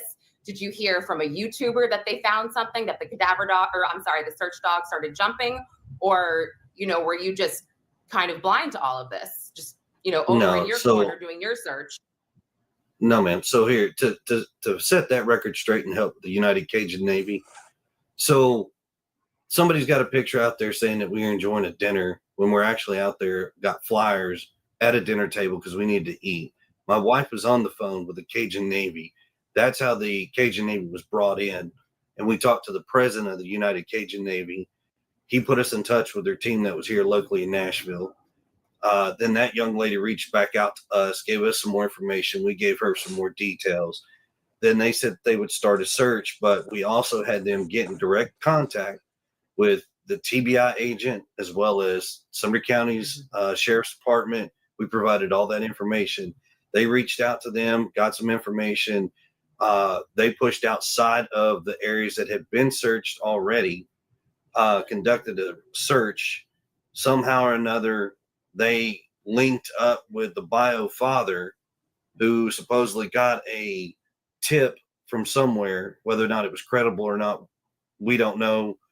But it led them to searching on federal property without permission, which is where we have been informed at some point that there was allegedly a hit on something, but turned out to be nothing, and they were asked to leave the property immediately or the cops were going to be called because it was trespassing based off of a tip that the biofather received. Yeah, to Brian Trasher, VP of Cajun Navy, let's clear it up. Isn't it true? This is on federal property that had been closed off. It was a hurricane site Tornado. earlier. It was Tornado. also, yes, thank you. And it was Sorry. also near railroad tracks, and some homeless people had been living there. And apparently one of them had died. And we believe that is what the dogs were hitting on. Is that correct? Yeah, all the above is correct. And we did not gain access to the property. It had already been open when we got there. I'm not sure how entry was gained, but yeah, everything above it that you said was correct. Guys, the search for Sebastian goes on.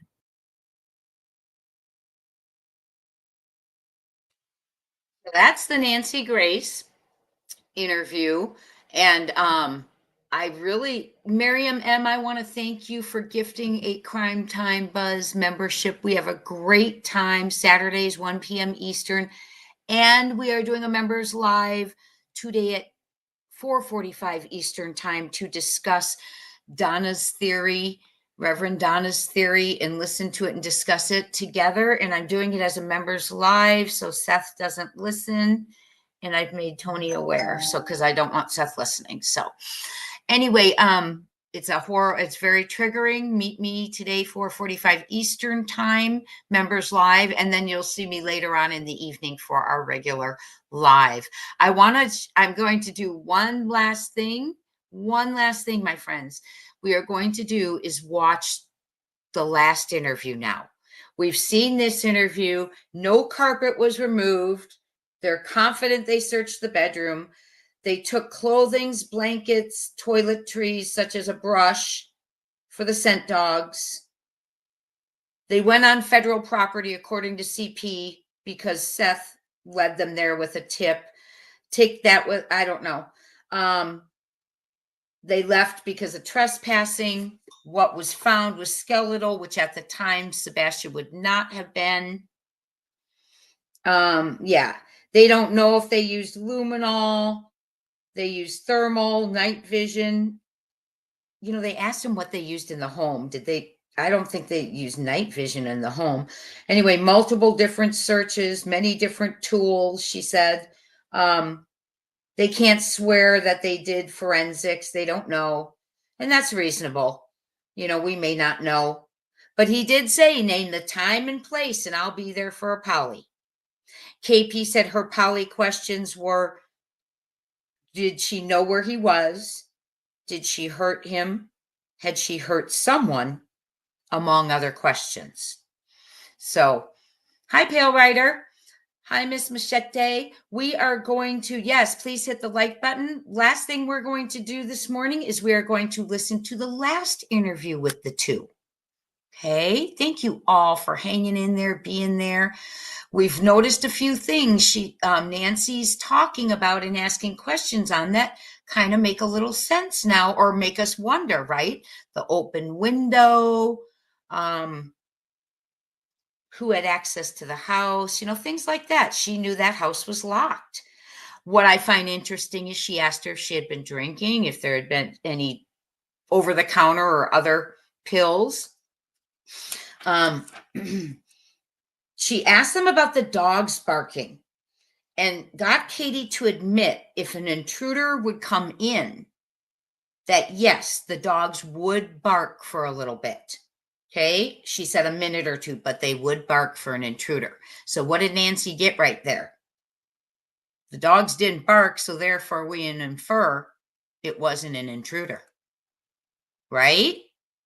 That's where I go with that one. So she's good. She is so good. So they didn't, and she said, no, they don't bark for me or Sebastian. She said, what about intruders? Yeah, for an intruder a minute or two, but they didn't bark that night. No, they didn't, and she didn't wake up. So therefore, it most likely infer no intruder, right? I know, Woman's Warrior. It is very triggering, and you don't have to listen to it. There's just a lot of people who've been asking me to listen to it together and discuss it. So we're going to, and I think some of the personalities that she brings in are a little bit important, telling behavior. Whether it's true, we don't know, but we don't know what anything is true right now, right? So, and Tori Banks, we have a new member. Please welcome Tori, and whoever received Marion's gifted Crime Time Buzz membership. Welcome them all. Welcome into our family. And Golden Fire, welcome into our family. We will be here this afternoon for a special members live, and then Saturdays, 1 p.m. Eastern time. So we are going to go to the last interview they did, and that's the last thing we're going to do today. I have 2 appointments. That's why I'm not at work. I have 2 appointments that I have to get to, so we have time to watch this last one.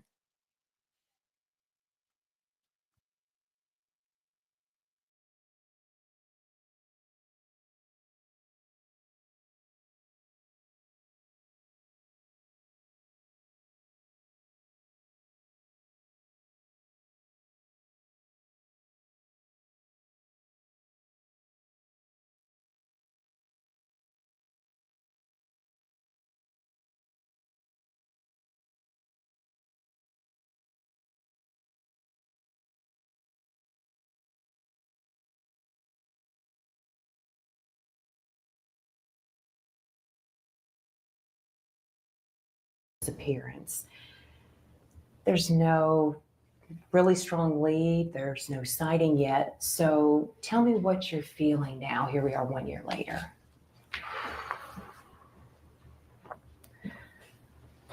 I struggle to put words to how it feels, honestly.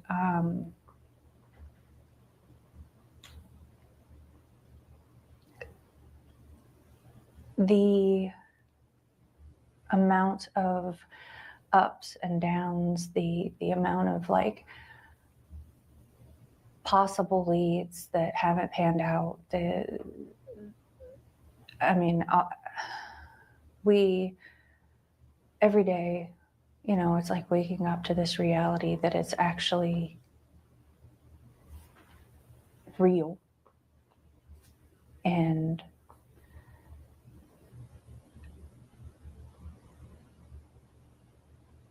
Sebastian should be home with us. He should be in school. He should be playing. He should be learning. He should be experiencing life. And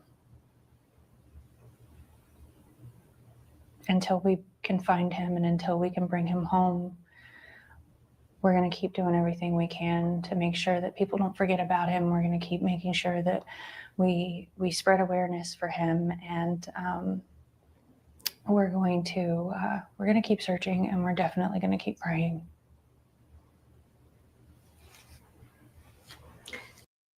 Most people are too lazy to do this, but it saves homeowners a fortune. I worked in construction for 20 years now, and it shocks me how many people pay a... You've told me you do want to stay positive. I know you both want to stay positive. That's all part of it. So in your mind, do you see Sebastian coming back through your front door? Do you feel he's okay? He's alive. He's out there. I dream about it every day. I dream that one day I'm going to wake up and this is going to be a nightmare. But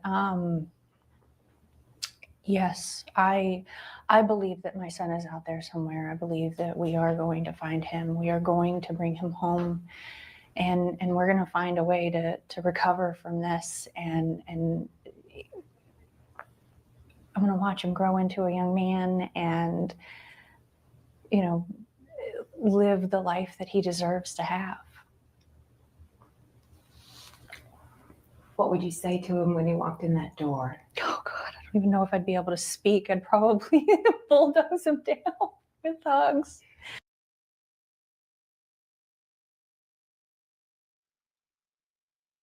Okay. Now, the first thing I want to say is we complain when they don't do an interview. So let's give them credit that they finally did one, right? Disappointing, the silence for 9 months. Things are coming out that she wants to correct from the beginning, which I wish she had corrected all along, but Seth helped us with that. Remember, he, oh, hey, Seth, I hear you're in the chat. Welcome in. Good to see you. That Sebastian is very high functioning, very capable. He plays chess. He's a thinker. He can strategize. He can look forward ahead to what, if I make this move, what move is next. And if you really think about those qualities, does that really sound like a child who would just run out the door without planning, preparing, taking the things he needs? To me, it does not, unless he was running for his life. And then again, Seth, when you said if he was running for his life, he would have run out that front door and into the street and kept going and been seen. Absolutely. So that took that off my plate too. So very, very sad, but the eye contact is very minimal. The one thing so far that I do want to say is I do appreciate CP not speaking and allowing KP to speak, since she was indeed allegedly the only person with Sebastian, allegedly the last to see him. So we haven't learned, there hasn't been information yet that's come out yet, but she does say he should be experiencing life. He should be home with us. Now, I disagree with that because of what we've now learned, what we know. He should not be with them, in my opinion. And yes, he should be experiencing life, and we hope that he's going to be located and get everything he needs to do so. Let's keep going.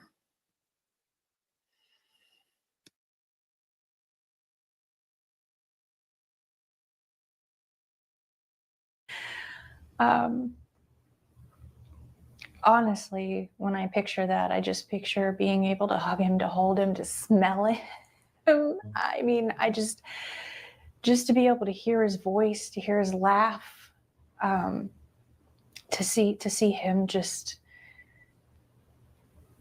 be with us and be okay is like I can't wait to see my son. I want to find him so bad.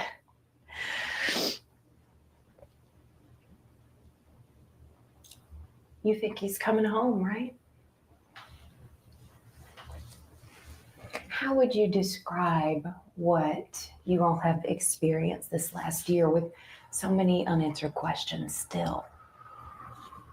It's horrific, to be honest with you.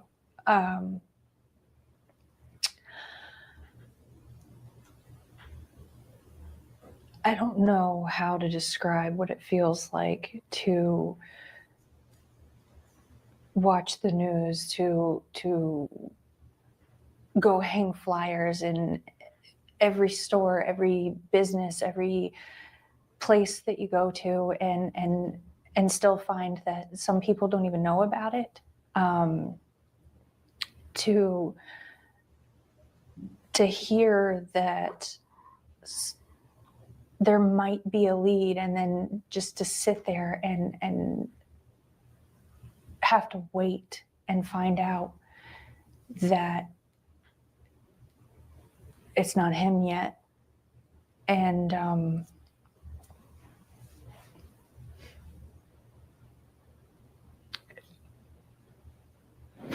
it's pure hell. I mean, there's nothing you can, there's no words, there's no way to put how this actually feels. And anybody that can, I don't see how. I mean, it's day-to-day life changes and you're stuck. It's almost like it feels like it's a Groundhog Day thing where it's the same thing over and over.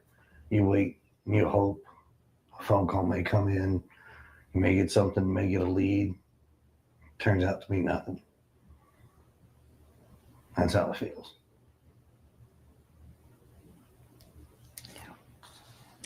What is that message? I know we were talking earlier last week. Tell me what that message is that you want to make sure our viewers hear from you tonight. I want to thank everyone who is searching. I want to thank everyone who is spreading flyers, spreading awareness. I want to ask everyone not to forget, and I want to encourage people to keep helping and to keep bringing awareness, not only to our son, but to all of the missing children, because they all deserve to go home. And I would also like to say that if my son could hear it, that we love him so much, and that we are going to keep searching. We are going to keep looking. We are going to find him, and we are going to bring him home.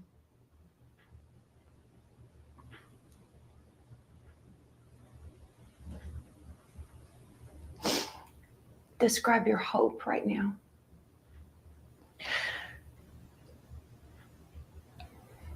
I'm trying to be positive as I can, because I know that my son is out there.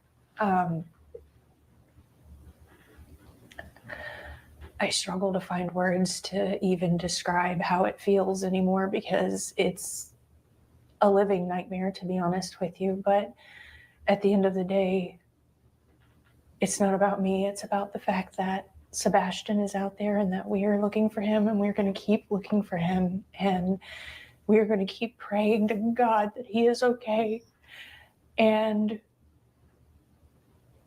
we're going to bring him home.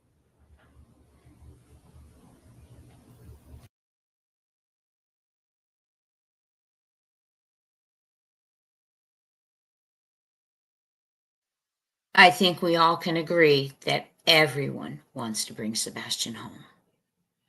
I would love to hear her say Sebastian's name more, but let's right now, if you were looking at this, someone who is completely unaware of this case, and you were watching this interview for the first time, which is what I was trying to do, you would see, and you hadn't followed the last year, you would assume they've been searching, hanging flyers, doing all they can, haven't stopped looking, are going to continue. Okay. So just think about that. That's the perspective of this interview right now. Don't let anyone forget, and we're not going to forget. No one's going to forget. And if this, when she says, if Sebastian's out there and can hear me, but she doesn't talk to Sebastian. She says him, we love him, we want him. So I'm glad they did the interview. I think that there's helpful pieces in there. The CP silence, I think, speaks volumes. Yes, like this is day one, exactly. And every day we got to treat it like it's day one of Sebastian being missing. I loved that they said that at the vigil. And today what we did is we went over circumstantial evidence, because for us, we don't know what physical they have for sure. We know they do not have Sebastian yet. We've not located him. So we were going over the circumstantial and how an investigation goes, and it makes sense to us. It says they let them think they've mastered their crime. They let them continue to lie and talk and change and twist their stories. So there's strategies now that we can see with that perspective that may have been going on this past year, right? Let's go ahead and finish this up. Thank you all for being here. Yes, I hate to say this, they've gained a lot of weight, and I wonder if it's from guilt. I really do. Self-hate, guilt. I don't understand why her face and cheeks are so red. I don't think that was the case in the beginning. Voices carry, hello. Yes, he will be found. Absolutely. And then we're going to get justice for why he's missed 12 months of his experiences of life and with his father, correct? No one wants to believe a mother would hurt a child, I know. But she allowed a man to abuse her child and wanted to send him away rather than dump the POS, in my opinion. Yes, they wanted to send him away to Seth Then they wanted to send him away to a school for behavioral issues, residential. And now he's not here. Now, I keep saying my thinking is, because they kept finding another place for him, we hope that's what happened, right? That they continued with that thinking and did that. We hope that's what happened. Don't forget to say, in my opinion, please. Thank you, everyone. They are trying to make a better image for the public. Yes, absolutely. Absolutely. As they should, but we need the truth. Okay? Got it, Castle. Y'all use in my opinion, please. I'm just trying to protect you too. Oh, I will tell you from one of my sources, but I was not able to verify it. Remember when I received the records request that they were spotted in Oregon, the police records request when they were spotted in Oregon? Well, shortly after, one of my sources said that undisclosed location during Aunt Nancy's interview, they thought to be possibly took place in Oregon. Okay. And I did have one other, I guess I had two people tell me that. Yeah. So we'll see. Undisclosed location. Okay. So that's from the other one. I just was thinking of that. Let's go ahead and continue with this one. When asking to describe her hope, we're hearing that she does think he's out there. She wants to remain positive, but, and that he's out there, they're going to keep looking and praying. So let's hear what else they have to say. I wish they'd explain some important information. Did you check his cell phone? When you first woke up, why did you not think to call the father before you call 911 just in case? There's certain things. That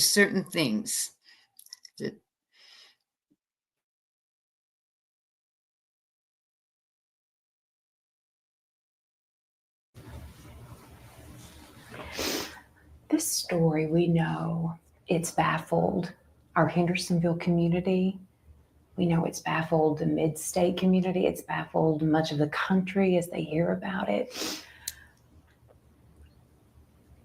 Is there anything that stands out to you that's the most baffling? Like you're just trying to understand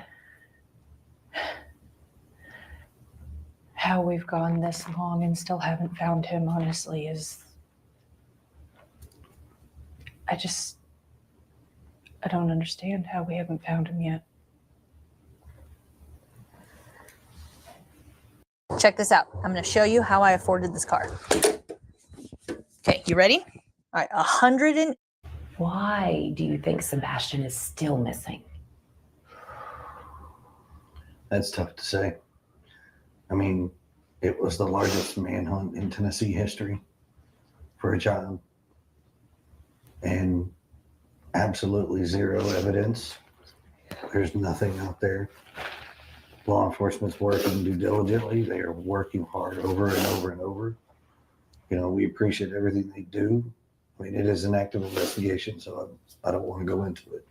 But it is mind-blowing at the same time that it's been a year, and the amount of people that still don't know about this, it's unnerving, basically. And I know you both want to try to get the word out as much as possible, and that's what this story, obviously, that's what we're trying to do as well. There are many people who still do not know that you all have hired a private investigator. What can you tell me about the video?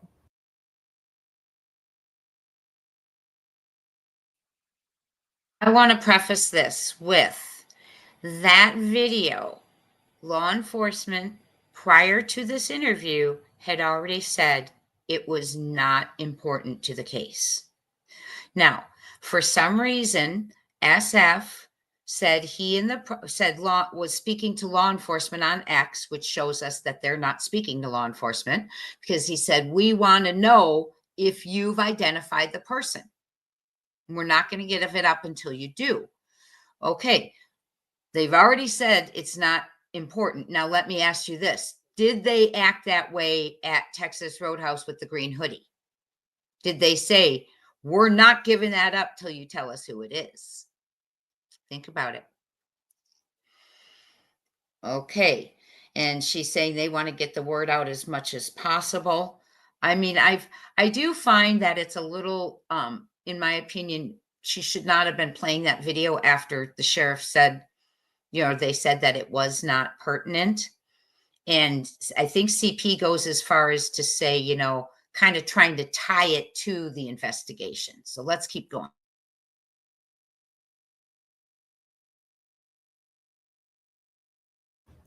That he recently has discovered and wants to share. I know this has been shared with authorities now. Yes, it has. This is involving the neighborhood that you live in. Mm-hmm. What can you tell me about that video? It's eye-opening to see that this is something that recently has surfaced, and it's been this long. It's just taken that long to find something.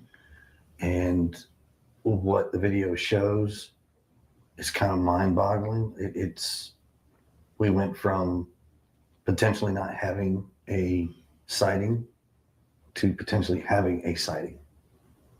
And it kind of changes, like, wait a minute, now we may have something to actually work off of and move forward with and see where this goes. Exercise every avenue till its fullest.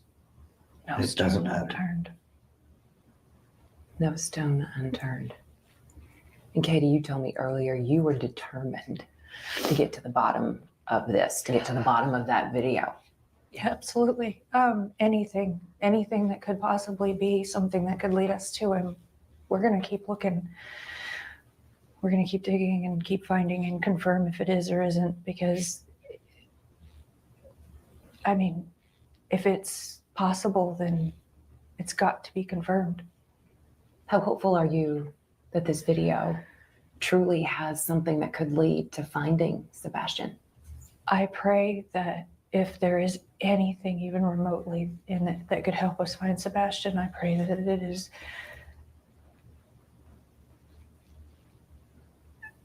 I don't know how to word it, but it's followed up and found out and confirmed one way or the other, because, I mean, Yeah, I mean, I've seen the video.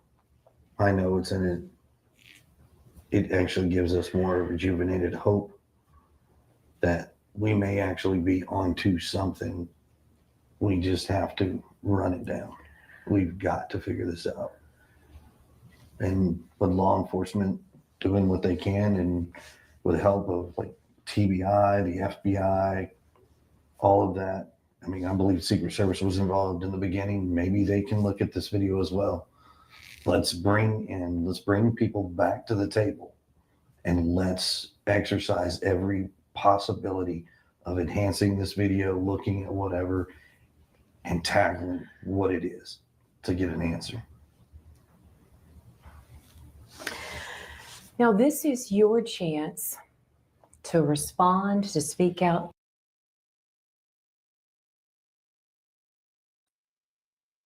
There's a couple of things I want to address before we finish it out. When they said, why is he still missing?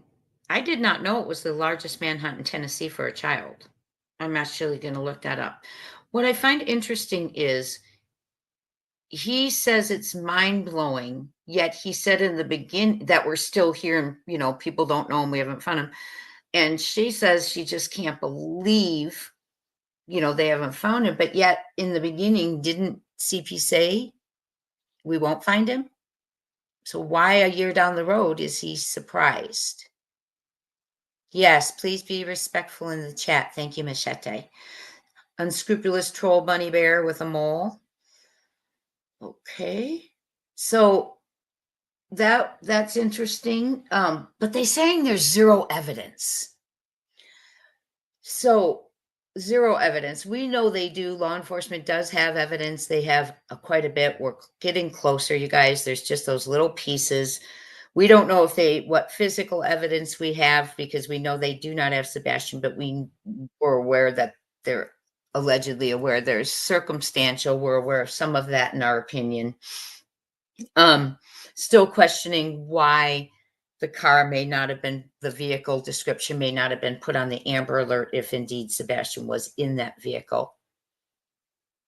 And, but also just the fact that they, because originally we're not going to find him, this is going to go down in history.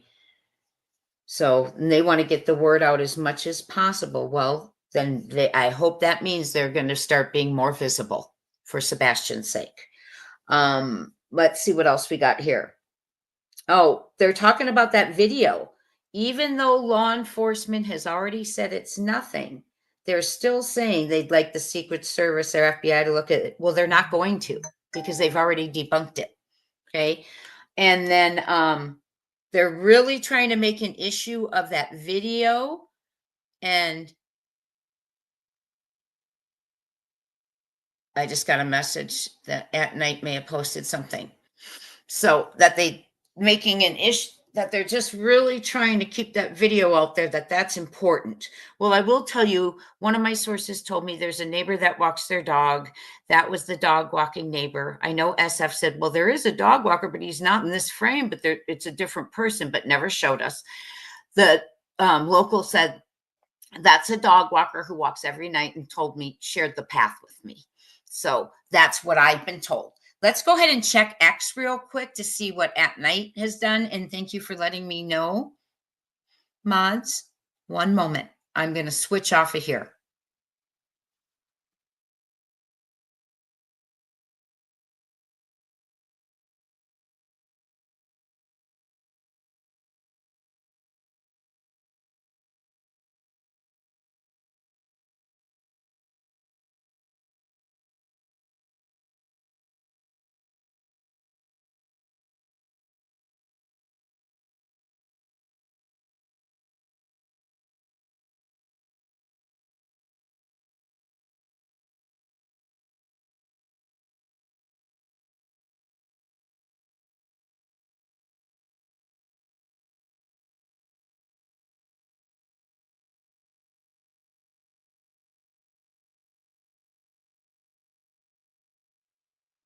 Indeed, we have an update. So let me stop this and I will share the update with you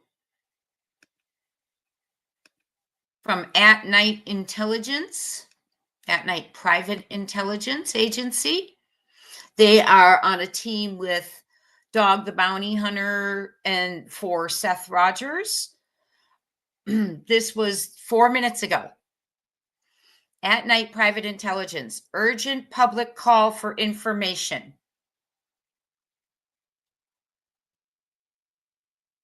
Sebastian Wayne Drake Rogers is still missing. This is March 6, 2025. Sebastian Wayne Drake Rogers, let me make sure you're seeing it real quick. Okay. Sebastian Wayne Drake Rogers, a 16-year-old from Hendersonville, Tennessee, has been missing for over a year, and this remains an active search. There is no evidence that Sebastian is deceased, and we continue to operate under the belief that he is alive and can be found. Okay? And that's what Seth has asked us to do. Okay? Now, I know we're listening to something later on that is the opposite of that, but that's because it's sparked a lot of interest, and I want to go through it, and we're doing it on members live, so it's not out there for everyone, and Seth certainly doesn't have to hear it. So I don't want him to have to go through that. There's no evidence he is deceased, and we need to remember that. There is no evidence he is deceased, and we continue to operate under the belief he is alive and can be found. The search for Sebastian remains urgent, and we are once again calling on the public to step forward with any and all information. Did you see something unusual in the days leading up to or following February 25th, 26, 2024? Now, let me just say, If a child ran away, that's spontaneous usually, right? Or if he may have planned it, but why would they be looking a day or two ahead? Okay. Do you know, for suspicious, unusual things? Do you know someone who may have said something suspicious about this case? Interesting. Have you overheard conversations that didn't sit right? Interesting.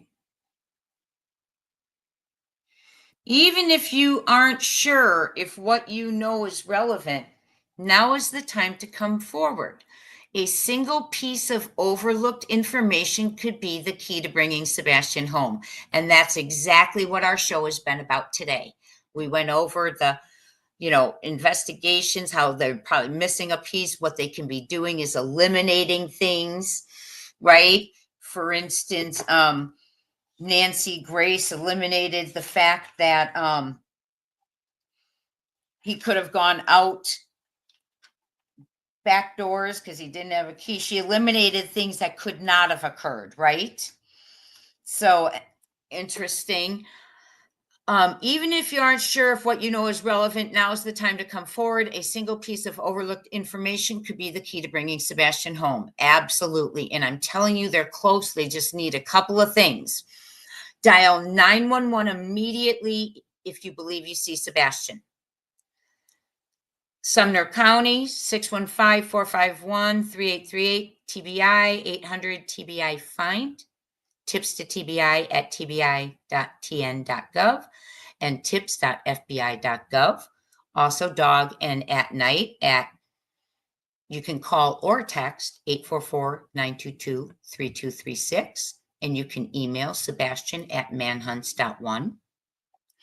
Sebastian is still out there. He is still missing, and this search is far from over. Please share this far and wide. Someone knows something. It's time to speak up. And let's remember that, oh my goodness, what just happened? Hold on. Let's remember the reward is $347,000.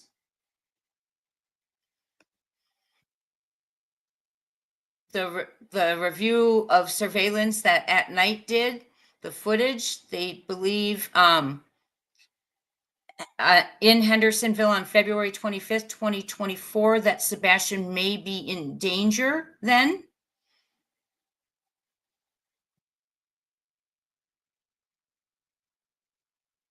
Last seen February 25th. In the area of Stafford Court, Hendersonville, Tennessee, 15 years old at the time. He is now 16. He had a birthday December 6th. He weighed 120 pounds at the time, and I'm sure he weighs more now. May even have facial hair, you all, probably. He has blonde or brown hair, brown or hazel eyes. Last seen wearing black sweatshirt, long sleeved, black t-shirt, black sweatpants. Well, they are black sweats with the white stripe down the side, black square framed glasses. And in the interview coming up, they're about to share with us that I think they're together when she shares that about his being misleading, the information about Sebastian, that he's far more capable than he had been portrayed. Okay. So we read that one. So that is the update. Ongoing. It's urgent. Anything you know, please report it. Even if you think it's not relevant. If you heard something, overheard conversations that didn't sit right. Someone may have said something suspicious about the case. Oh my, okay. Lots to do, huh? So you can make that call. Dog and At Night are 844-922-3236. And I'm just giving you that right now because they are the one who put this out. tips.fbi.gov. Okay. And Sebastian at manhunts.one. Okay, anyone who knows anything, heard anything, heard anyone say anything unusual? Okay. And we are just going to finish our very last seconds. I want to say, is there any thank yous here? Oh my goodness, we have new members and everything. Please welcome Busy Mama. Welcome in. Thank you for joining. Coco Honey, you've been with us 2 months. Thank you for the support. I love that monkey. I say it every time. No one gets an open heart tattoo for someone living. Okay, I will research that. Thank you for letting me know that. We were all talking about the cross, but never really did the actual open heart. We noticed it was open, but hadn't really talked about that, right? So very cool. Thank you very much. We're going to go ahead and finish the last few minutes of that interview and then get off of here.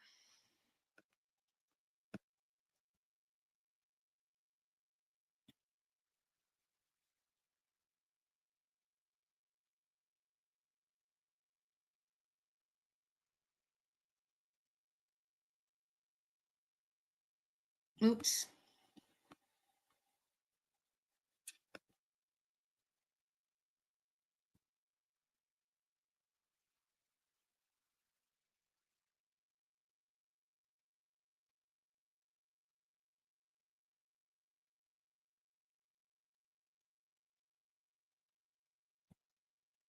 To speak your mind, whatever it is that you want to say.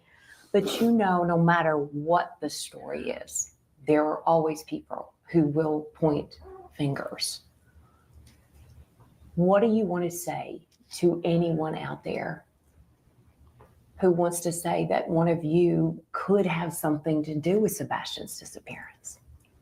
I would say to pause and to think, and I would say to consider the sources of information. Try to make sure that you're getting legitimate information.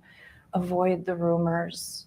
And I would say that everyone should pause and remember why we all came together in the first place. And that is because Sebastian's missing, and because I'd like to believe that we all want to find him. And no matter what anyone's personal opinion is, that the most important thing still remains that Sebastian needs to be found and Sebastian needs to come home.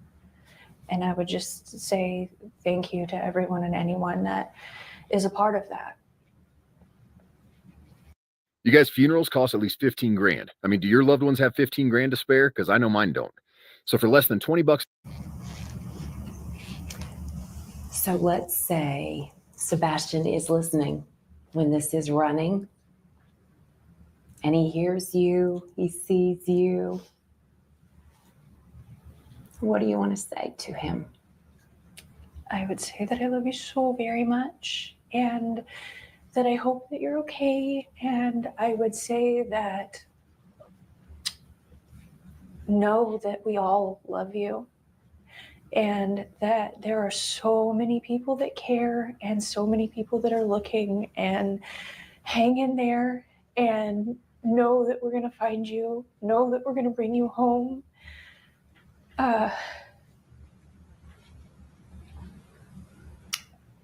Just, I miss him so much.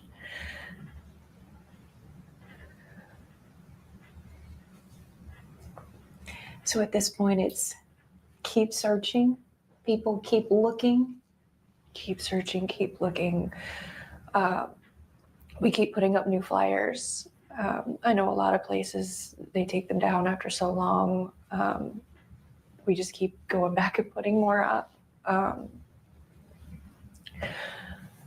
I refer to my original request, just anyone that's willing, don't let him become forgotten. Don't let him become lost in the next story, not to supersede other children, because they all deserve just as much, if not more attention, because all children do. But I would say just please don't let him become forgotten and lost, because we're never gonna stop. We're never gonna let that happen if we can help it. with his autism, is there anything else that we should add that you want the public to know right now? I would say that he is what they would consider high functioning. He's not, he doesn't struggle with verbal communication, but he does, he does struggle sometimes with expressing himself, is, I guess, the best way that I could put that. But he's so smart, and he's so capable, and that I think the initial image of him that was portrayed was misleading to an extent. And I think that in the chaos of trying to get the initial information about him out, that various things got taken and misconstrued. So I would just tell everyone that he's smart, he's capable, he's funny, he's able to speak to you and to recognize things. You know, he's a teenager, and you know, so he's a young man. Honestly, he just had a birthday, and I'm sure that his mustache is coming in more. I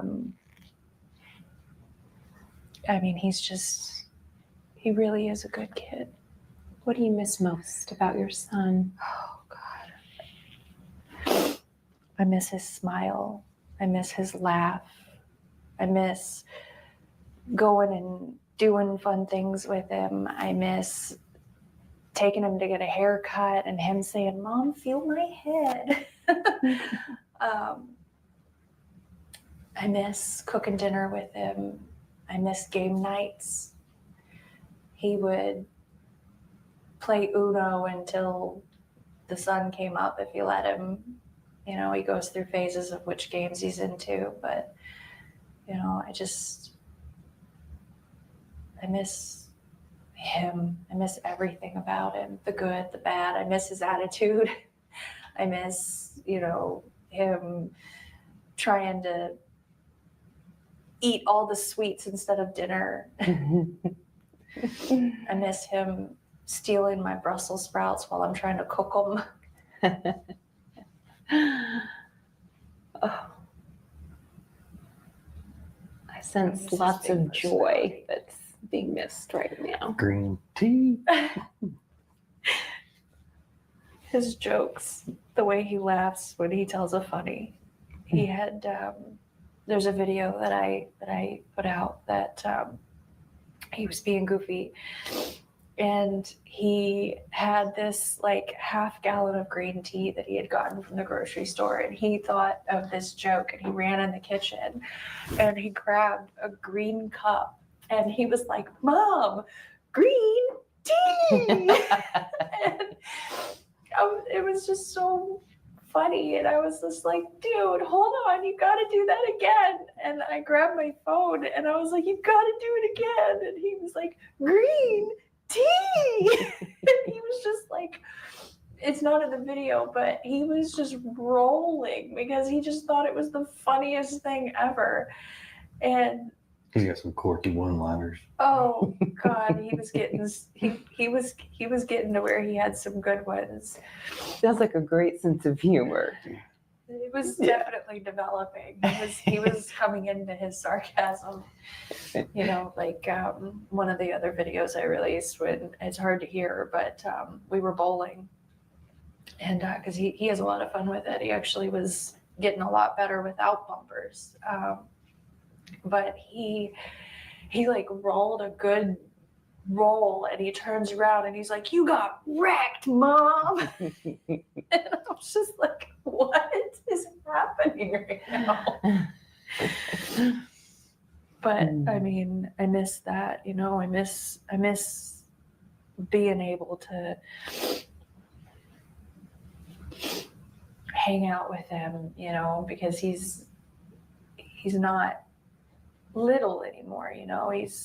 Which we had a lot of fun when he was little, but when they get older, you know, you start being able to do different things with them, and you know, game nights are God, they're a blast sometimes. We 'Cause didn't it's have pool days this year.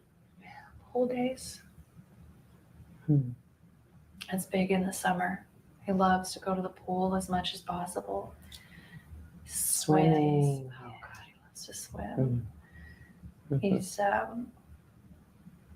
I don't know if I put that picture out or not, but there's one that I took of him. He has on this like giant, I think it was a flamingo, and he was just like just being a cool guy. Being a fun kid.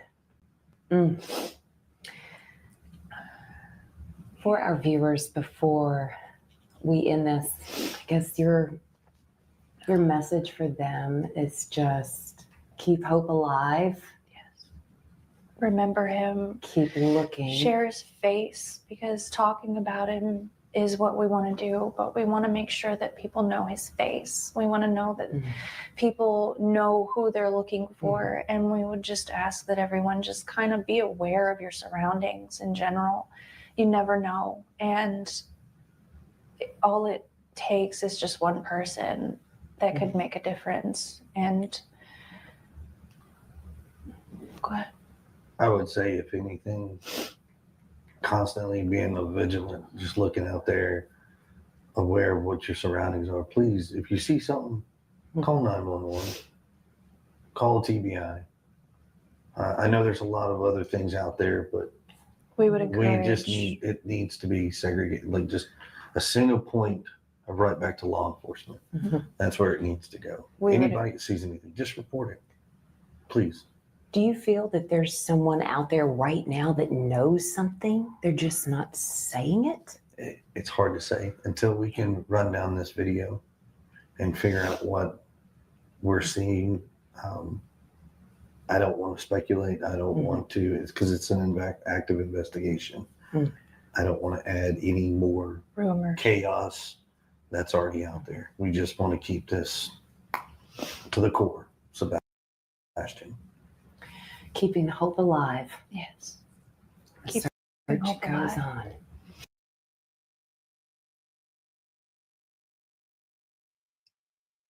Okay. So, first of all, I do want to say that regarding the video, it's not part of the active investigation. Do you see how he tied that in there? When she said, do you think someone out there knows something? Well, we don't know until we run down these leads on this video, and I really can't say much because it's an active investigation. That's leading us to think they're actively investigating that. However, we've been told that is not the case, that is of no value, evidentiary value. Let's put it that way. Okay, so that is our interview. It's in quite, to me, very different from Nancy Grace. This journalist providing questions prior to, she knew their message they wanted to send. She did prompt them a little bit, but I'm glad they got out there. The one thing I do want to say is when she said hang out with him, that bothers me because we did hear from Seth that she was not interacting with him in the home. And we saw in the Texas Roadhouse lack of interaction. So, let's see where it goes. I believe we're close, and it's right. It's that one piece of the puzzle. And I want to thank Jen after the storm for her gifting 10 Crime Time Buzz memberships. I don't know why it's not coming up for me. Gifting 10 Crime Time Buzz memberships. And if you received one of them, please thank her. And we will be on today at 4:45 Eastern time. It will be triggering, but I'm honoring your request to listen to it. Seth, please do not join us.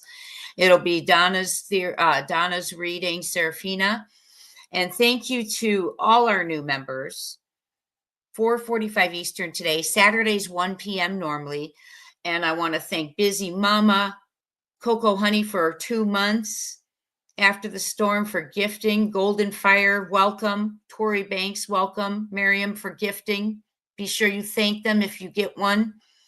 Jules for your 2 donations. Holly for your wonderful super sticker. Crochet, thank you so much for your wonderful donation. Sweet Dream, same. after the storm. I'll be in touch, my friend. I'm sorry you're having a tough morning. And Sped teacher, always a pleasure to have you in the house. Thank you so much, everyone.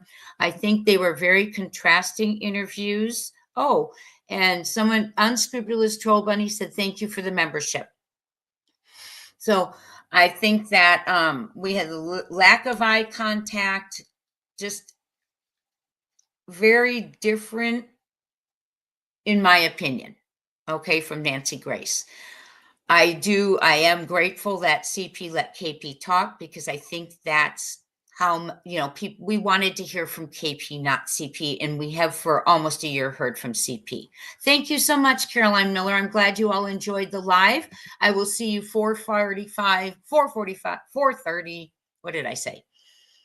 4:45 Eastern time today to do the members live. Very triggering, so buckle up, and then I'll be on this evening later. So thank you all so much for being here. I need to run to my appointments. I will see you later on this day off that I have, and prayers up for Sebastian. Seth, if you're still in the house, we always pray for you.